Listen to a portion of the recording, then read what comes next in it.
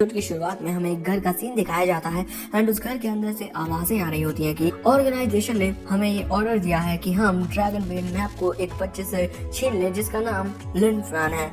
जल्दी से ये ऑर्डर कंप्लीट करो। किसी दूसरे बंदे की आवाज आती है जो बोलता है कि बॉस मेरे पास एक अच्छी न्यूज है और एक बुरी न्यूज है। एंड उसके बाद हम एक आदमी को एक कुर्सी पर बैठा हुआ देखते हैं जो कि चश्मा लगाए हुए है। वो बोलता है जो अच्छी न्यूज है वो ये है कि लिन फैन ने शियाओ यंग मास्टर को नाराज कर दिया है, उन्हें गुस्सा दिला दिया है और उसने हमारी रिंग में काफी ज्यादा परेशानी खड़ी भी कर दी है। और जो नंबर 3 और नंबर 4 है वो उसे संभालने के लिए वहाँ पर जा रहे हैं। सो उस चश्मे वाले आदमी का जो बॉस है वो वहाँ पर कुर्सी में अंधेरे में बैठा हुआ है। वो बोलता है कि हाँ ये काफी अच्छी न्यूज है और बुरी न्यूज क्या है। हाँ एंड उसके बाद हम उसी चश्मे वाले आदमी को देखते हैं जो कि चाय पी रहा होता है। वो बोलते हैं जो नंबर 3 और नंबर 4 है वो किसी भी इंसान पर बिल्कुल भी ध्यान नहीं दिखाते हैं। जो लिन फैन है वो शायद से अभी तक मर चुका होगा। एंड दोस्तों उसके बाद यहाँ पर सीन मिलता है और हमें हमारे हीरो का सीन दिखाया जाता है जिसे बहुत ज्यादा पॉइंट्स मिल रहे होते हैं। एंड वो सोच रहा होता है कि अब मुझे ये बात समझ में आ गई है कि जहाँ पर बहुत सारे लोग होंगे वहाँ पर मुझे बहुत ज्यादा पॉइंट्स भी मिलेंगे। एंड दोस्तों इतने सारे पॉइंट्स को देख कर जो हमारा हीरो बहुत ज्यादा खुश था। एंड उसके बाद जो हमारा हीरो है वो अपने सिस्टम को देख कर बोलता है कि जो पॉइंट्स है वो अभी भी इस वक्त काफी मात्रा में बढ़ रहे हैं। आखिर कौन होगा जो लगातार मेरे बारे में सोच रहा होगा। और इतने सारे पॉइंट्स को देखकर मुझे लगने लगा है कि मैं अचानक बहुत ज्यादा अमीर हो गया हूँ। मुझे कुछ स्प्रिंग मशरूम खरीदने चाहिए। एंड दोस्तों उसके बाद जो हमारा हीरो है वो एक स्प्रिंग मशरूम को खरीद लेता है। एंड दोस्तों ये स्प्रिंग जो मशरूम है वो बहुत ज्यादा अजीब तरीके का होता है। वो बोलता है मुझे खा लो, खाओ खाओ। उसे देखकर हमारा हीरो बोलता है तो ये है स्प्रिंग मशरूम जिसे मैंने 6666 पॉइंट्स में खरीदा है। इस तरह की दिखने वाली चीज कोई कैसे खा सकता है। तो जो सिस्टम है वो बोलता है मुझे इस तरीके से मत देखो, जब एक बार तुम इसे खा लोगे तो तुम्हारी जो एबिलिटी है वो फुल लेवल तक आ जाएगी, तुम्हारी पावर बहुत ज्यादा बढ़ जाएगी। लेकिन जो हमारा हीरो है वो उस स्प्रिंग मशरूम को अपनी जेब में रख लेता है एंड वो बोलता है अभी काफी ज्यादा देर हो गई है, हमें जल्दी से चलना चाहिए और अपनी दुकान को संभालना चाहिए। लेकिन दोस्तों हम देखते हैं कि जहाँ पर हमारे हीरो की दुकान थी वहाँ पर तो एक मशीन उनकी दुकान को तोड़ रही थी एंड वहाँ पर बहुत सारे लोग थे। एंड हमारा हीरो वहाँ पर आकर देखता है कि ये सब क्या हो रहा है। और उसके बाद हम एक आदमी को देखते हैं जो कि एक छोटी सी बच्ची को पकड़े हुए है। वो बच्ची बोलती है कि मुझे छोड़ दो। सो वो आदमी बोलता है तुम्हें मेरे अंकल के साथ खेलना चाहिए, अंकल बच्चों के साथ खेलने में बहुत ज्यादा माहिर हैं। एंड दोस्तों उसके बाद हमें इस आदमी का इंट्रोडक्शन मिलता है। इस आदमी का नाम है क्विन लॉन्ग जो कि टियान होंग गैंग का नंबर 4 का ई लेवल का मार्शल आर्ट। वहीं पर एक लड़की होती है जो कि उस आदमी की साथी होती है एंड इस लड़की का नाम है पाई हु जो कि टियान होंग गैंग की नंबर 3 मार्शल आर्टिस्ट है और जिसका लेवल भी ई है। एंड ये लड़की बोलती है ये बच्ची सच में बहुत ज्यादा शोर मचा रही है। उसके बाद हम देखते हैं कि जो वो छोटी बच्ची होती है वो उस भद्दे से आदमी को काट लेती है जिसकी वजह से उस आदमी को दर्द होता है। एंड उसके बाद जो वो आदमी है वो उस बच्ची को दूर फेंक देता है जिसकी वजह से वो बच्ची चिल्लाती है। लेकिन जो हमारा हीरो होता है वो तो हीरो है ही, वो उस बच्ची को बचा लेता है एंड मस्त उसे अपनी गोद में बैठा लेता है। एंड उसके बाद हमारा हीरो से पूछता है कि लिटिल इन क्या तुम ठीक हो। सो उसके बाद जो वो बच्ची है वो रोते हुए बोलती है कि ब्रदर लिन फैन। एंड दोस्तों उसके बाद हम इस बच्ची का स्टेटस देखते हैं। इस लड़की का नाम है ली शियावेंग जो कि अंकल लीशु की बेटी है। एंड उसके बाद शियाओ बताती है कि जब मैं स्कूल से वापस आई तो मुझे यहाँ पर बहुत सारे टूटे हुए कटोरे देखे और जो पापा हैं वो शॉप पर नहीं थे इस वक्त। उसके बाद वो बताती है एंड उसके बाद ये जो पूरे लोग हैं वो यहाँ पर आ गए और यहाँ तक कि इन्होंने मुझे बहुत पीटा भी। हमारा हीरो बोलता है कि क्या। एंड दोस्तों उसके बाद ये टियान होंग गैंग का ऑर्गेनाइजेशन कार में बोलता है क्या तुम लिन फैन हो, तुमने शियाओ ग्रुप के यंग मास्टर को गुस्सा दिला दिया है और टियान होंग गैंग में भी काफी ज्यादा परेशानी खड़ी कर दी है। तो उसकी ये सब बातें सुनकर हमारा हीरो चिल्लाकर बोलता है आखिर तुम ये सब क्या कर रहे हो। जो यंग मास्टर शियाओ है और मैं हम दोनों के बीच एक एग्रीमेंट हुआ था कि अगर मैं उस अंडरग्राउंड फाइट में जीत गया तो वो हम दोनों के बीच जितने भी फालतू लफड़े थे ना उन्हें भूल जाएगा। और तुम आखिर टियान होंग गैंग के बारे में क्या कह रहे हो। हाँ और तुमने हमारी दुकान को कैसे तोड़ा और कहीं तुमने अंकल ली को किडनैप तो नहीं कर लिया है। तो जो वो आदमी है वो बोलता है क्या ऐसा कोई रिटर्न एग्रीमेंट है। जो हमारी टियान होंग गैंग है वो शहर सिटी में जो चाहे वो कर सकती है। एंड दूसरी तरफ जो वो आदमी है वो सोच रहा था कि हमने तो इसके अंकल ली जो भी अंकल है ना उससे किडनैप नहीं किया है, आगे ये इस बारे में क्या बात कर रहा है। चलो हटाओ, हमें टची बुची छोटी बातों पर ध्यान नहीं देना चाहिए। तो उसके बाद जो हमारा हीरो है वो उस आदमी पर अटैक करते हुए उसकी वो जा रहा था एंड वो बोलता है कि तुम हमें बहुत ज्यादा परेशान कर रहे हो। एंड जो वो छोटी बच्ची है शियाओ इन वो बोलती है ब्रदर लिन आप ऐसा मत कीजिए, हम पुलिस को रिपोर्ट कर देंगे, आपको इनसे लड़ने की कोई जरूरत नहीं है। एंड उसके बाद हम देखते हैं कि जो वो आदमी है वो हमारे हीरो के उस पंच को बहुत ही ज्यादा आसानी से रोक देता है। सो उसके बाद जो हमारा हीरो है वो अपनी एक्यूप्रेशर टेक्निक का यूज उस आदमी पर करता है लैंगजोंग पॉइंट, लेकिन जो हमारा हीरो अगले मोमेंट में हैरान हो जाता है। सो उसके बाद हम उस आदमी को देखते हैं जो बोलता है, हाँ, मुझे इस बात का पूरा यकीन है कि तुम मेरी बॉडी के एक्यूप्रेशर पॉइंट को प्रेस नहीं कर सकते हो। एंड उसके बाद वो आदमी हमारे हीरो में एक पंच मार देता है एंड वो बोलता है, यानहोंग गैंग का सबसे ज्यादा पावरफुल बॉडी वाला टैंक, यहाँ तक कि जो एक आर्मी नाइफ होती है ना, वो तक मेरी बॉडी को नुकसान नहीं पहुंचा सकती है, तो तुम्हारी उंगलियों से मुझे क्या ही होगा। एंड हम देखते हैं कि उस आदमी का जो पंच है वो बहुत ज्यादा पावरफुल था, जिसकी वजह से हमारा हीरो दीवार से टकरा जाता है। एंड उसके बाद वो आदमी गुस्से में बोलता है, मैंने सोचा था कि तुम जैसा एक आदमी जो विलियम को हरा सकता है वो काफी ज्यादा पावरफुल होगा। आखिर किसने सोचा था कि विलियम को हराने वाला आदमी मेरे एक ही पंच से इतना ज्यादा घायल हो जाएगा। एंड उसके बाद हम हमारे हीरो को देखते हैं जिसे काफी ज्यादा दर्द हो रहा था। वो बोलता है, मेरी बॉडी पूरी की पूरी टूट चुकी है, मुझे ऐसा लग रहा है मैं हिल भी नहीं सकता। तो उसकी हालत देखकर जो सिस्टम है वो बोलता है, अभी मैंने तुमसे चिल्ला कर कहा था कि थोड़ा वेट करो, और आखिर तुम मेरी कोई बात मानती क्यों नहीं हो? हाँ, तुम दोनों की जो पावर का डिफरेंस है वो बहुत ज्यादा बड़ा है। और दूसरी तरफ हम उसी छोटी बच्ची शियाओ को देखते हैं जो कि उस आदमी पर अपने नन्हे मुन्ने हाथों से पंच मारने वाली होती है। एंड वो बोलती है, तुम बहुत ही ज्यादा बुरे हो, आखिर तुमने मेरे ब्रदर लिन को मारा कैसे? तो जो वो आदमी है वो उसे ऐसे ही खुद से दूर कर देता है, जिसकी वजह से जो शियाओ है वो भी जमीन से टकरा जाती है। एंड उसके बाद शियाओ बेहोश हो जाती है। एंड उसे इस तरीके से देखकर जो हमारा हीरो है वो बोलता है कि रुक जाओ, आखिर तुम मुझ पर अटैक क्यों नहीं करते? हाँ, उस छोटी बच्ची पर अटैक क्यों कर रहे हो? सो जो वो आदमी है वो हमारे हीरो के पास आकर बोलता है, तुम दोनों भाई बहन काफी ज्यादा हिम्मत वाले हो। अच्छा, तो दोस्तों वो आदमी नहीं है, ये जो लड़की थी ना वहीं पर, वो आ गई थी हमारे हीरो के पास। एंड वो बोलती है, लेकिन ये कितनी बुरी बात, लोगों को कोई नौकरी नहीं मिलती या फिर वो अच्छे तरीके से पढ़ नहीं पाते, वही लोग सोल्जर्स बनते हैं। सो उसकी बात सुनकर हमारा हीरो बोलता है कि तुम्हें हमारे सोल्जर्स की इस तरीके से बेइज्जती नहीं करनी चाहिए। एंड उसके बाद जो वो लड़की है वो हमारे हीरो के ऊपर आ जाती है एंड बोलती है, मैं तुम्हें ये अपना मोजा देती हूँ। एंड दोस्तों उसने जो अपने पैर का मोजा है ना वो निकाल कर अपने हमारे हीरो के मुंह में ठूस दिया होता है। एंड उसके बाद वो अपनी चाकू निकाल लेती है एंड वो हमारे हीरो की तरफ पॉइंट करते हुए बोलती है, मैं इस चाकू से सीधा तुम्हारे सिर पर वार करूंगी, जिससे तुम बिना किसी दर्द के जल्दी मर जाओगे। एंड उसके बाद दोस्तों हम देखते हैं वो लड़की हमारे हीरो के ऊपर बैठी हुई थी एंड वो बोलती है, अगर तुम टियानहोंग गैंग और शियाओ फैमिली को गुस्सा दिलाओगे तो तुम्हारे साथ यही होगा। एंड जो हमारा हीरो है वो बहुत ज्यादा घबरा रहा था। एंड उसके बाद हम देखते हैं कि वो चाकू सीधा हमारे हीरो की ओर जा रही है। एंड जो हमारा हीरो है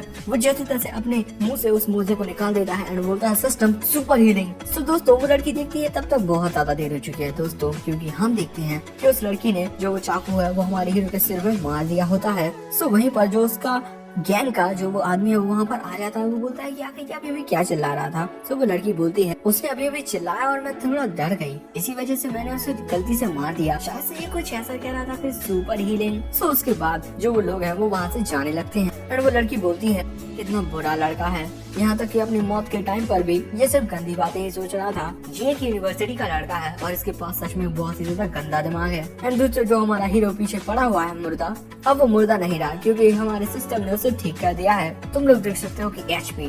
एंड उसके बाद हम देखते हैं कि हमारे हीरो की जेब में जो स्प्रिंग मशरूम रखा हुआ था वो खुद ब खुद ही उसकी जेब में से बाहर निकल आता है। एंड पीछे से हमें बताया जा रहा है कि जब स्प्रिंग मशरूम का मालिक उसे बुलाता है तब स्प्रिंग मशरूम खुद ही अपने मालिक के पास चला जाता है। अच्छा, तो दोस्तों हमारे हीरो को क्योंकि उस स्प्रिंग मशरूम की जरूरत है तो उस स्प्रिंग मशरूम को ये पता चल गया कि मेरे मालिक को मेरी जरूरत है। सो वो खुद ही उसकी जेब में से निकल गया एंड वो ऐसे ही उछलते उछलते हमारे हीरो के मुंह के पास भी चला जाता है। एंड हम क्या देखते हैं, हमारा हीरो उसे खा लेता है। सो तभी वो जो लड़की थी ना जिसने हमारे हीरो को मारा था वो बहुत ज्यादा हैरान हो जाती है, क्योंकि दोस्तों हमारा हीरो अचानक ही किसी पुतले की तरह उसके सामने खड़ा हो जाता है। सो वो लड़की काफी ज्यादा डर जाती है कि मम्मी भूत।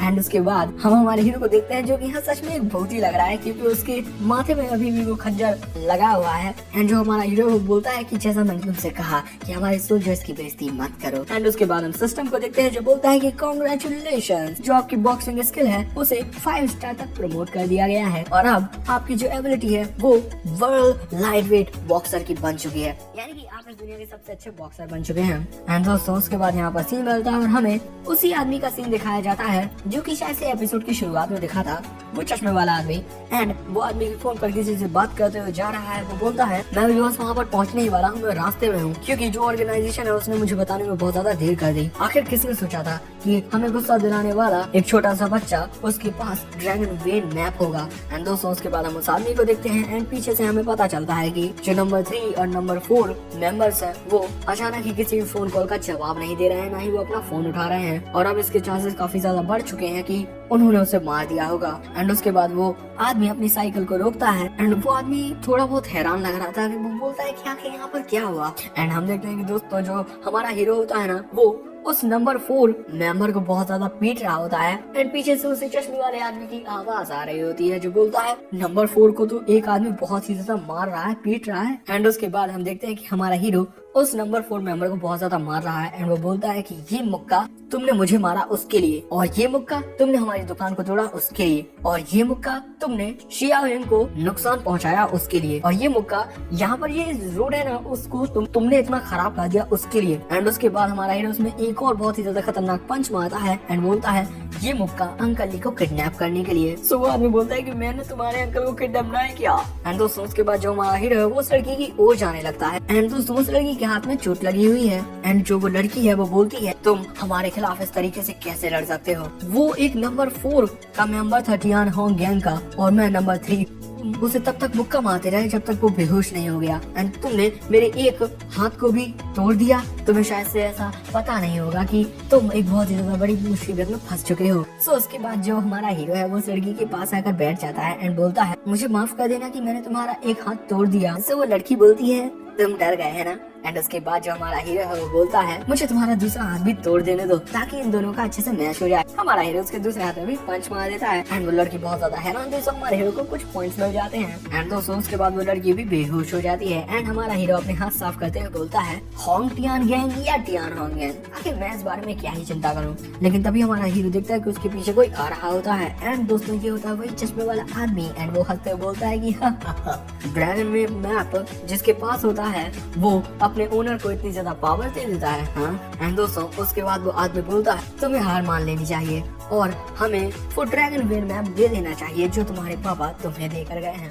आखिर दोस्तों ये बोलता है कि मेरे पापा, आखिर तुम क्या बारे में बात कर रहे हो। उसके बाद हमारा हीरो अपनी दुकान की तरफ पॉइंट करके बोलता है क्या तुम उनके साथ हो। हाँ तुम सभी ने मिलकर अंकल ली की शॉप का सत्यानाश कर दिया, अब हमें जल्दी से जल्दी उसके पैसे चाहिए। सो वो आदमी बोलता है ज़ूक्यू तुम अभी भी नाटक कर रहे हो। हाँ मुझे लगता है कि मुझे तुम पर दबाव डालना पड़ेगा तभी जाकर तुम मुझे बताओगे कि आखिर ड्रैगन वेन मैप कहाँ पर है। और वैसे मैं तुम्हें बता दूं कि मैं उन दोनों से बहुत ज्यादा ताकतवर हूँ। सो हमारा हीरो मस्त अपना एक लड़ने वाला पोज बना लेता है एंड वो बोलता है शियाओयिंग को मारना और अंकल ली की दुकान का सत्यानाश करना, तुम्हें इसके लिए पैसे चुकाने ही पड़ेंगे और मैं तुम्हें मजबूर कर दूंगा चुकाने के लिए। एंड दोस्तों उसके बाद यहाँ पर सीन बदलता है और हमें वही लड़की दिखाई जाती है जो कि हाँ एक हत्यारन है। एंड ये जो लड़की है वो थोड़ी हैरान है क्योंकि उसे पता चल चुका है कि क्विंग लॉन्ग और वायु को हमारे हीरो लिन फैन ने हरा दिया है। उसके बाद वो लड़की अपना काम करके यानी कि अच्छे खासे लोगों को मारकर वहाँ से जा रही थी एंड वो बोलती है तुम्हारी टियान होंग गैंग काफी ज्यादा कमजोर है, तुम मुझसे ये मत कहना कि तुम चाहते हो कि जो हमारा एन इंग है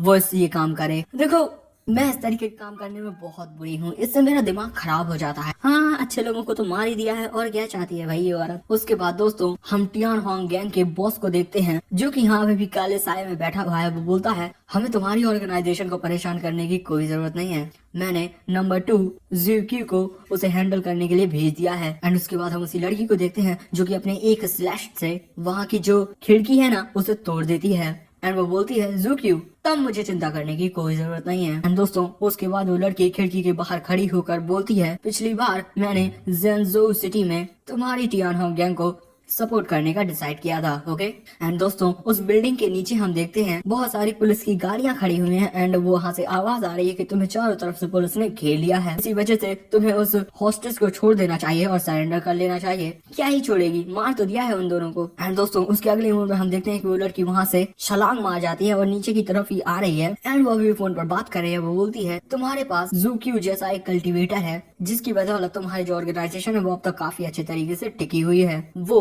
अपने ही लेवल के काफी सारे मार्शल आर्टिस्ट को मार सकता है और वैसे भी वो एक डी क्लास का मार्शल आर्टिस्ट है। एंड दोस्तों उसके बाद यहाँ पर सीन बदलता है और हम देखते हैं कि जो ज़ुक्यू होता है ना वो अपनी ताकत से किसी भी चीज को हिला डुला सकता है, जैसे उसने इस खंजर को उठा लिया है। एंड उसे देखकर हमारा हीरो बोलता है कि क्या टेलीकिनेसिस। सो वो सिस्टम भी बोलता है इसकी बॉडी के अंदर से काफी ज्यादा क्यूआई की मात्रा मुझे दिख रही है, ये जरूर से काफी बड़े लेवल का कल्टीवेटर होगा। सो उसकी बात सुनकर हमारा हीरो बोलता है कि कल्टीवेटर। सो वो सिस्टम है बोलता है यप तुम्हारे इस प्लेनेट में काफी सारे कल्टीवेटर्स नहीं हैं। और जो भी लोग यहाँ पर क्यूआई का यूज कर सकते हैं वो ज्यादातर मार्शल आर्ट कम्युनिटी में से होते हैं। मैंने उनके एग्जिस्टेंस के बारे में सुना है और नॉर्मल लोगों के लिए ऐसी चीजें सुपर पावर कही जाती हैं। यानी कि दोस्तों जो भी मार्शल आर्टिस्ट क्यूआई का यूज कर सकते हैं उन्हें कल्टीवेटर कहा जाता है, और जो कल्टीवेटर होते हैं उनके पास कुछ अपनी टेक्निक्स होती हैं, जैसे कि ज़ुक्यू किसी भी चीज को हिला डुला सकता है। तो अब ऐसी चीजों को तो हम लोग मामूली जो लोग हैं वो सुपर पावर ही कहेंगे। भाई साहब इसके पास तो जादुई शक्तियां हैं,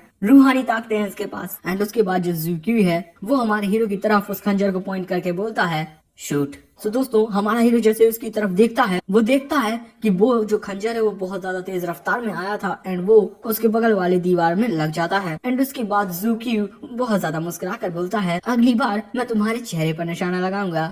अगर ऐसा नहीं चाहते हो तुम तो जल्दी से मुझे बता दो कि आखिर ड्रैगन वेन मैप कहाँ पर है। लेकिन दोस्तों उसके बाद जो हमारा हीरो है वो अपने कपड़े उतारने लगता है। हाँ तुम लोगों ने सही सुना, अपने कपड़े उतारने लगता है। एंड वो बोलता है सच में तुम सभी मेरे लिए सिर्फ परेशानियां खड़ी कर रहे हो।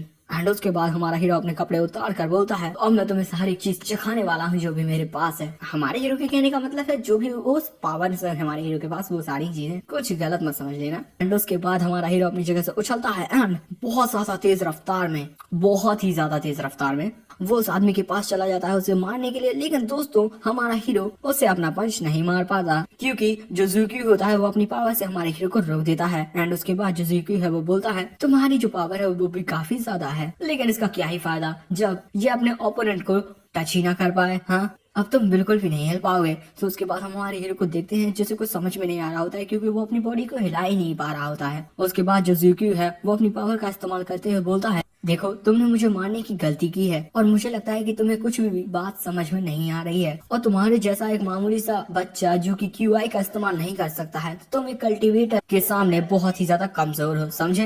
एंड उसके बाद जो ज़ुक्यू है वो हमारे हीरो को बताता है कि अभी अभी मैंने तुम्हारे ऊपर एक ड्रैगन को हिट किया, उस खंजर को हिट किया, लेकिन उस खंजर को तुम्हारे ऊपर फेंकने का जो मेन पर्पस था वो ये था कि मेरी जो क्यूआई लाइंस हैं वो तुम्हारी बॉडी पर चारों तरफ मैं कर दूं, और अब उन लाइंस ने तुम्हें चारों तरफ से घेर लिया है। तो दोस्तों ये क्यूआई लाइंस ना कुछ धागे जैसी चीजें होती हैं जो आपको एक कठपुतला बना देती हैं और आप उन धागों के इशारों से ही चलते हो। एंड उसके बाद हम देखते हैं कि हमारे हीरो को उस ज़ुक्यू की क्यूआई लाइंस यानी कि उन पतले पतले धागों ने चारों तरफ से जकड़ लिया है। एंड जो ज़ुक्यू है वो मुस्कुरा कर बोलता है कि अब मैं तुम्हें कंट्रोल कर सकता हूँ। एंड दोस्तों उसके बाद यहाँ पर सीन बदलता है और हमें उसी जगह का सीन दिखाया जाता है जहाँ पर उस हत्यारन ने उन कुछ लोगों को मार दिया है। एंड वहाँ पर जो पुलिस होती है वो बोलती है मेरी बात सुनो, जो हमारे सामने दुश्मन है हम नहीं जानते कि वो कौन है और वो कितना ज्यादा ताकतवर है, लेकिन उस पर्सन ने शेंजन सिटी पुलिस के चीफ को अपने कब्जे में रखा हुआ है, और ये सारी चीजें देखकर ऐसा समझ में आ रहा है कि वो एक हाई लेवल का पर्सन है और उससे हमें बहुत ज्यादा बड़ा खतरा है। भले से ही तुम सभी इलाइट्स हो जो वुशु डिपार्टमेंट से ग्रेजुएट हुए हो और तुम सभी ई लेवल के मार्शल आर्टिस्ट भी हो, लेकिन लापरवाही के साथ कुछ भी मत करना, समझे। उसके बाद दोस्तों वो सारी की सारी पुलिस उस हत्यारों को पकड़ने के लिए उसकी तरफ जाने लगती है। लेकिन दोस्तों तभी जो कुछ पुलिस वाले देखते हैं कि वो हत्यारों उनके ऊपर होती है। एंड वो बोलती है जब लोगों में दहशत फैलानी हो तो जो ज़ुक्यू है वो मुझसे काफी ज्यादा अच्छा है। अच्छा तो शायद से ये अभी भी फोन पर बात कर रही है। एंड दोस्तों उसके बाद जो वो लड़की है वो अपनी तलवार से एक स्लैश कर देती है एंड वो बोलती है जब मैं लोगों को मारती हूँ तो मैं उन्हें बहुत ही जल्दी मार देती हूँ, लेकिन जो ज़ुक्यू है वो उन्हें टॉर्चर कर करके मारता है। उसके बाद ये जो हत्यारन है वो मुस्कुरा कर बोलती है मैं देखना चाहती हूँ कि आखिर ज़ुक्यू उस बच्चे को किस तरीके से मारेगा और किस तरीके से टॉर्चर करेगा। एंड दोस्तों उसके बाद यहाँ पर सीन बदलता है और हमें उसी जगह का सीन दिखाया जाता है जहाँ पर हमारा हीरो और ज़ुक्यू होते हैं। हम देखते हैं कि ज़ुक्यू ने अपनी पावर से, मेरा मतलब क्यूआई लाइन से हमारे हीरो को जकड़ा हुआ होता है और हमारा हीरो उन लाइंस की मदद से बिल्कुल भी हिल नहीं पा रहा होता है। एंड उसके बाद जो ज़ुक्यू है वो बोलता है पहले तुम्हें एक अच्छा सा पोज देना चाहिए, जिसके बाद जो हमारा हीरो है वो एक पोज मारता है। सो हमारा हीरो ये सब देखकर बोलता है कि मेरा मजाक उड़ाना बंद करो, समझे। ज़ुक्यू बोलता है अरे भाई यहाँ के एटमॉस्फेयर को इतना अच्छा मजेदार बनाना चाहिए ना। उसके बाद ज़ूकी बोलता है मुझे जल्दी से अपना ड्रैगन वेन मैप दे दो। सो जो हमारा हीरो है वो बोलता है कि आखिर तुम क्या बात कर रहे हो, मेरे जो पापा हैं वो बहुत टाइम पहले गायब हो चुके हैं और उन्होंने मुझे कुछ भी नहीं दिया है, समझे। सो ज़ूकी मुस्कुराकर बोलता है तुम अभी भी कितने ज्यादा जिद्दी हो, मुझे नहीं लगता कि तुम्हें पता भी है कि ये सब क्या हो रहा है। उसके बाद जो ज़ूकी है वो बोलता है मैं टियानहो गैंग के एक ऐसे डिपार्टमेंट में से हूँ जहाँ पर लोगों से सच उगलवाया जाता है। मेरा जो टॉर्चर करने का तरीका है वो क्विंग डायनेसिटी के टॉप 10 टॉर्चर्स में से भी काफी ज्यादा खतरनाक है। मैं लोगों को टॉर्चर कर करके उनसे सारे के सारे सच उगलवा लेता हूँ। एंड उसके बाद जो ज़ूकी है वो बोलता है मैं एक एक करके तुम्हारी सारी हड्डियां निकाल लूंगा और तुम्हें तब तक नहीं मरने दूंगा जब तक तुम मुझे सच्चाई नहीं बताते। सो उसकी ये बात सुनकर हमारा हीरो काफी ज्यादा हैरान हो जाता है। उसके बाद जो हमारा हीरो है वो अपनी पूरी पावर से अपने हाथ को हिलाने की कोशिश करता है। वो बोलता है कि अगर तुम ऐसा कर सको तो कर लो। एंड हमारे हीरो को इस तरीके से देखकर ज़ूकी हैरान होते हुए सोचता है कि क्या वो अभी भी हिल सकता है, यहाँ तक कि मेरी जो QI लाइंस हैं वो उसे जकड़े हुए हैं। उस दूसरी तरफ हम हमारे हीरो को देखते हैं जो बोलता है हाँ बस थोड़ा सा, तब जाकर मैं इन लाइंस को तोड़ पाऊंगा। और सिस्टम क्या तुम मेरी कोई मदद कर सकते हो, क्या तुम्हारे पास कोई सोल्यूशन है। सो जो सिस्टम है वो थोड़ा परेशान होते हुए बोलता है तुम्हारे जो बचे हुए पॉइंट्स हैं उनसे तुम उस आइटम को खरीद सकते हो, लेकिन उसका जो इफेक्ट है वो लिमिटेड होगा, लेकिन हाँ इसकी मदद से शायद से तुम अपने हाथों को छुड़ा लोगे। सो हमारा हीरो बोलता है कि बातें करना बंद करो, जल्दी से उसका यूज। दोस्तों तभी हम ज़ूकी को देखते हैं जो अपनी पावर से तुम्हारी सारी की सारी हड्डियां तोड़ देता हूँ। लेकिन तभी दोस्तों वहाँ पर कोई आ जाता है जो बोलता है कि रुक जाओ। तो हम देखते हैं कि वहाँ पर हमारे हीरो की जान बचाने के लिए कोई एक और मसीहा आ जाता है जो अपने हाथ से ज़ूकी को रोक देता है। ज़ूकी इस अटैक को देखकर सोचता है कि ये तो पॉइजनस स्ट्राइक है। एंड हम देखते हैं कि जो पीछे हमारा हीरो होता है वो तो गिर जाता है। एंड इस आदमी को देखकर ज़ूकी सोच रहा होता है कि पॉइजनस आर्म आखिर ये यहाँ पर क्यों है। अच्छा तो दोस्तों इस आदमी को लोग पॉइजनस आर्म के नाम से पहचानते होंगे क्योंकि इसका जो एक हाथ है वो काफी ज्यादा जहरीला होगा। एंड ये जो आदमी है पॉइजनस आर्म वो बोलता है मेरी बात सुनो ज़ूकी, ये जो आदमी है वो हमारे जाओ ग्रुप का मेंबर है और अगर तुमने उसे चोट पहुँचाने की कोशिश भी की तो मैं तुम्हें कोई भी मर्जी नहीं दिखाऊंगा और तुम इस दुनिया के सबसे ज्यादा जहरीली चीज को चखोगे उसके बाद। सो दोस्तों उसके बाद हम इस आदमी का इंट्रोडक्शन देखते हैं। इस आदमी का निकनेम है पॉइजनस आर्म और ये जाओ फैमिली का सिक्योरिटी कैप्टन है और ये एक E लेवल का मेडिकल मास्टर है और एक martial artist. And poisonous arm को देखकर जो ज़ूकी है वो बोलता है कि जैसा लोग कहते हैं तुम वैसे ही हो, तो बहुत ज्यादा ताकतवर, और ये देखकर कि तुम अपने हाथ से जहरीले धुएं को निकाल सकते हो। अगर मैंने अपनी सांस लेना बंद नहीं किया होता तो मैं मर चुका होता, लेकिन आखिर तुम इस बच्चे को बचाना क्यों चाहते हो। हाँ एंड उसके बाद ज़ूकी अपनी पावर का यूज करते हुए बोलता है क्या ऐसा हो सकता है कि तुम मेरी टियानहो गैंग के साथ कंपटीशन करना चाहते हो कि कौन ड्रैगन वेन मैप को पहले पा पाएगा, है ना। चलो देखते हैं क्या तुम मेरे कुछ अटैक से बच पाओगे या नहीं। लेकिन तभी वहाँ पर एक बुढ़ा आ जाता है जो बोलता है कि यहाँ पर ये सभी रोक दो। हम देखते हैं कि उन दोनों के पास एक बुढ़ा आने लगता है एंड उसे देखकर जो ज़ूकी है वो बोलता है कि एल्डर जाओ। एंड दोस्तों उसके बाद हम उस बुढ़े को देखते हैं जो बोलता है काफी वक्त से नहीं मिले, है ना ज़ूकी। नहीं मेरा मतलब प्यारे ज़ूज़ू। एंड दोस्तों ये है बुढ़ा एल्डर जाओ जो कि जाओ ग्रुप का फाउंडर है। एंड उसके बाद जो एल्डर जाओ है वो गुस्से में बोलते हैं कि मैं तुम्हें एक बात बता दूं कि ये वो बच्चा है जिसे मैं पसंद करने लगा हूँ। एंड उसके बाद हम देखते हैं कि जो सिस्टम का भेष बदलने वाला 15 सेकंड का आइटम होता है ना, हमारे हीरो ने उसे ले लिया है। एंड जिसके बाद हमारा जो हीरो है वो एक खूबसूरत लड़की बन चुका है। एंड वो बड़ी प्यार से बोलता है आखिर तुम सभी क्या बात कर रहे हो। सो जो एल्डर साहब है उनकी तो आंखें बाहर ही निकल आती है इतनी खूबसूरत लड़की को देखकर। एंड वो बोलते हैं कि इतनी खूबसूरत लड़की की। एंड उसके बाद जो एल्डर साहब है वो उस लड़की को अपनी गोद में उठा लेते हैं। एंड वो आखिर वो कौन है जो तुम्हें इस तरीके से जमीन पर पड़ा हुआ छोड़ गया। हाँ देखो कितनी ठंड है, चलो मेरे घर पर चलते हैं। फैसला नहीं लेना चाहिए और मुझे लगता है कि जब इस बच्चे ने कहा कि उसके पापा उसके लिए कोई भी मैप छोड़कर नहीं गए हैं वो सच बोल रहा है उस टाइम पर। उसके बाद जो ज़ूकी है वो हमारे हीरो से बोलता है बच्चे तुम्हारे पापा के गायब होने से पहले वो जरूर से तुम्हारे लिए कुछ छोड़ कर गए होंगे। एंड उसके बाद वो बोलता है कि जो मैप है वो हमारे लिए काफी ज्यादा इम्पोर्टेंट है और ऐसे ही 5 मैप है, dragon, sand, water, acupuncture, feng shui, और तुम्हारे पापा के पास उनमें से एक है। उसके बाद ज़ूकी अपने साइकिल पर फिर से बैठ जाता है एंड वो बोलता मैं तुम्हें 10 दिन का वक्त देता हूँ, चाहे तुम अपने होम टाउन चले जाओ या फिर अपने पूर्वजों की कब्र खोद कर देखो कि उन्होंने कुछ छुपाया है या नहीं, लेकिन तुम्हें वो ड्रैगन वेन मैप मुझे देना ही होगा, समझे। एंड उसके बाद ज़ूकी अपनी उन QI लाइंस की मदद से अपने उन दोनों साथियों को भी बांध लेता है और अपनी साइकिल पे उन्हें भी अपने साथ लेकर जाने लगता है। एंड वो बोलता है 10 दिन बाद मैं या तो तुमसे ड्रैगन वेन मैप ले लूंगा या फिर तुम्हारी जान ले लूंगा, चलो फिर से मिलते हैं। तो हमारा हीरो उसे रोकने की कोशिश करता है कि अरे भाई 1 मिनट तो रुको, आखिर तुम मेरे पापा के गायब होने के बारे में जानते क्या हो। एंड उसे इस तरीके से जाते हुए देखकर जो हमारा हीरो वो सोचता है कि अरे भाई ये तो कितनी जल्दी भाग गए यहाँ से। एंड उसके बाद जो हमारा हीरो वो सोच रहा था कि क्या मेरे पापा गायब होने से पहले मेरे लिए क्या कोई मैप छोड़कर गए थे, क्या ऐसा हो सकता है कि इसी मैप की वजह से उन्हें गायब होना पड़ा होगा। दोस्तों उसके बाद यहाँ पर सीन बदलता है और हमें पास्ट का एक सीन दिखाया जाता है जहाँ पर हमें पता चलता है कि जब भी लिन फैन के पापा की बात आती है तो लिन फैन के दिमाग में सबसे पहले एक बात याद आती है। हम देखते हैं कि एक छोटा सा बच्चा कहीं पर खड़ा हुआ है जो कि हमारे हीरो के गांव में उसका जो पुराना घर है उसकी जो दीवार है वो हम देखते हैं कि वो छोटा सा बच्चा और कोई नहीं हमारा हीरो है जो कि उस वॉल को देख रहा है। एंड हमारा हीरो एक न्यूज़पेपर को देख रहा है जो उसने वहाँ पर चिपकाया हुआ होगा। एंड हमें पता चलता है कि जो हमारे हीरो के पापा हैं वो बहुत ही कम उनकी फैमिली में आते थे क्योंकि उन्हें काफी ज्यादा काम होता था। सो लिन फैन अपने पापा को बहुत ही कम देख पाता था और जो उनके पुराने घर की दीवार है ना उसमें पूरी की पूरी लिन के पापा की अचीवमेंट्स छपी हुई हैं। एंड उसके बाद दोस्तों हमारे हीरो को देखते हैं जो कि ये सब देखकर काफी ज्यादा खुश था और हमारे हीरो के लिए जो उसके पापा हैं वो एक बहुत ही ज्यादा बड़े हीरो थे।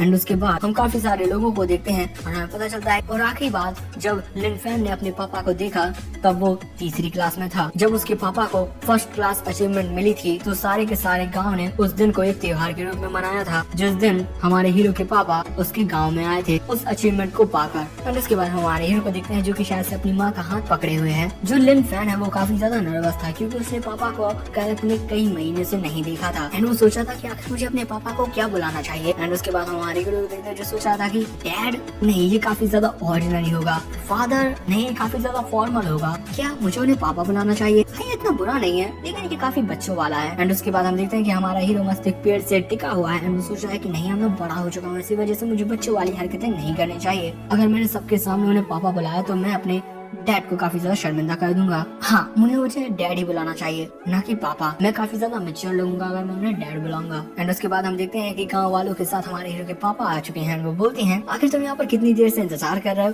तो हमारा हीरो ने देखकर काफी ज्यादा हैरान हो गया। एंड उसके बाद हमारा हीरो अपने आप को शांत करता है एंड हमारा हीरो बोलता है कि पापा आप वापस आ चुके हैं। तो हम देखते हैं कि वहाँ पर सभी लोग थोड़े बहुत तो हैरान थे, ना जाने वहाँ पर क्या हो चुका है। एंड दोस्तों उसके बाद यहाँ पर सीन बदलता है, हमें फिर से प्रेजेंट का सीन दिखाया जाता है जहाँ पर हम हमारे हीरो को और उसकी बहन को, मेरा मतलब उसके अंकल की बहन है तो हमारे हीरो की ही बहन हुई वो, और जाओ ग्रुप के फाउंडर एल्डर जाओ को देखते हैं जो कि सभी आमने सामने बैठे हुए रहते हैं। हमारे हीरो की बहन मस्त खाना खा रही। एंड उसके बाद हम देखते हैं कि जो एल्डर जाओ है वो अपना कंप्यूटर चला रहे होते हैं। एंड वो हमारे हीरो से बोलते हैं कि क्या तुम मेरे साथ लीग ऑफ लेजेंड्स गेम खेलना पसंद करोगे। तो हमारा हीरो बोलता है कि नहीं मुझे नहीं खेलना। सो जो पॉइजनस साहब हम बोलते हैं कि एल्डर जाओ अब जरा अपने काम पर ध्यान दीजिए, आप ये क्या कर रहे हैं। एंड उसके बाद जो हमारा हीरो है बोलता है कि मैं अभी बहुत ज्यादा कंफ्यूज हूँ, क्या कोई मुझे बता सकता है कि आखिर यहाँ पर क्या हो रहा है और आखिर आप लोग हैं कौन।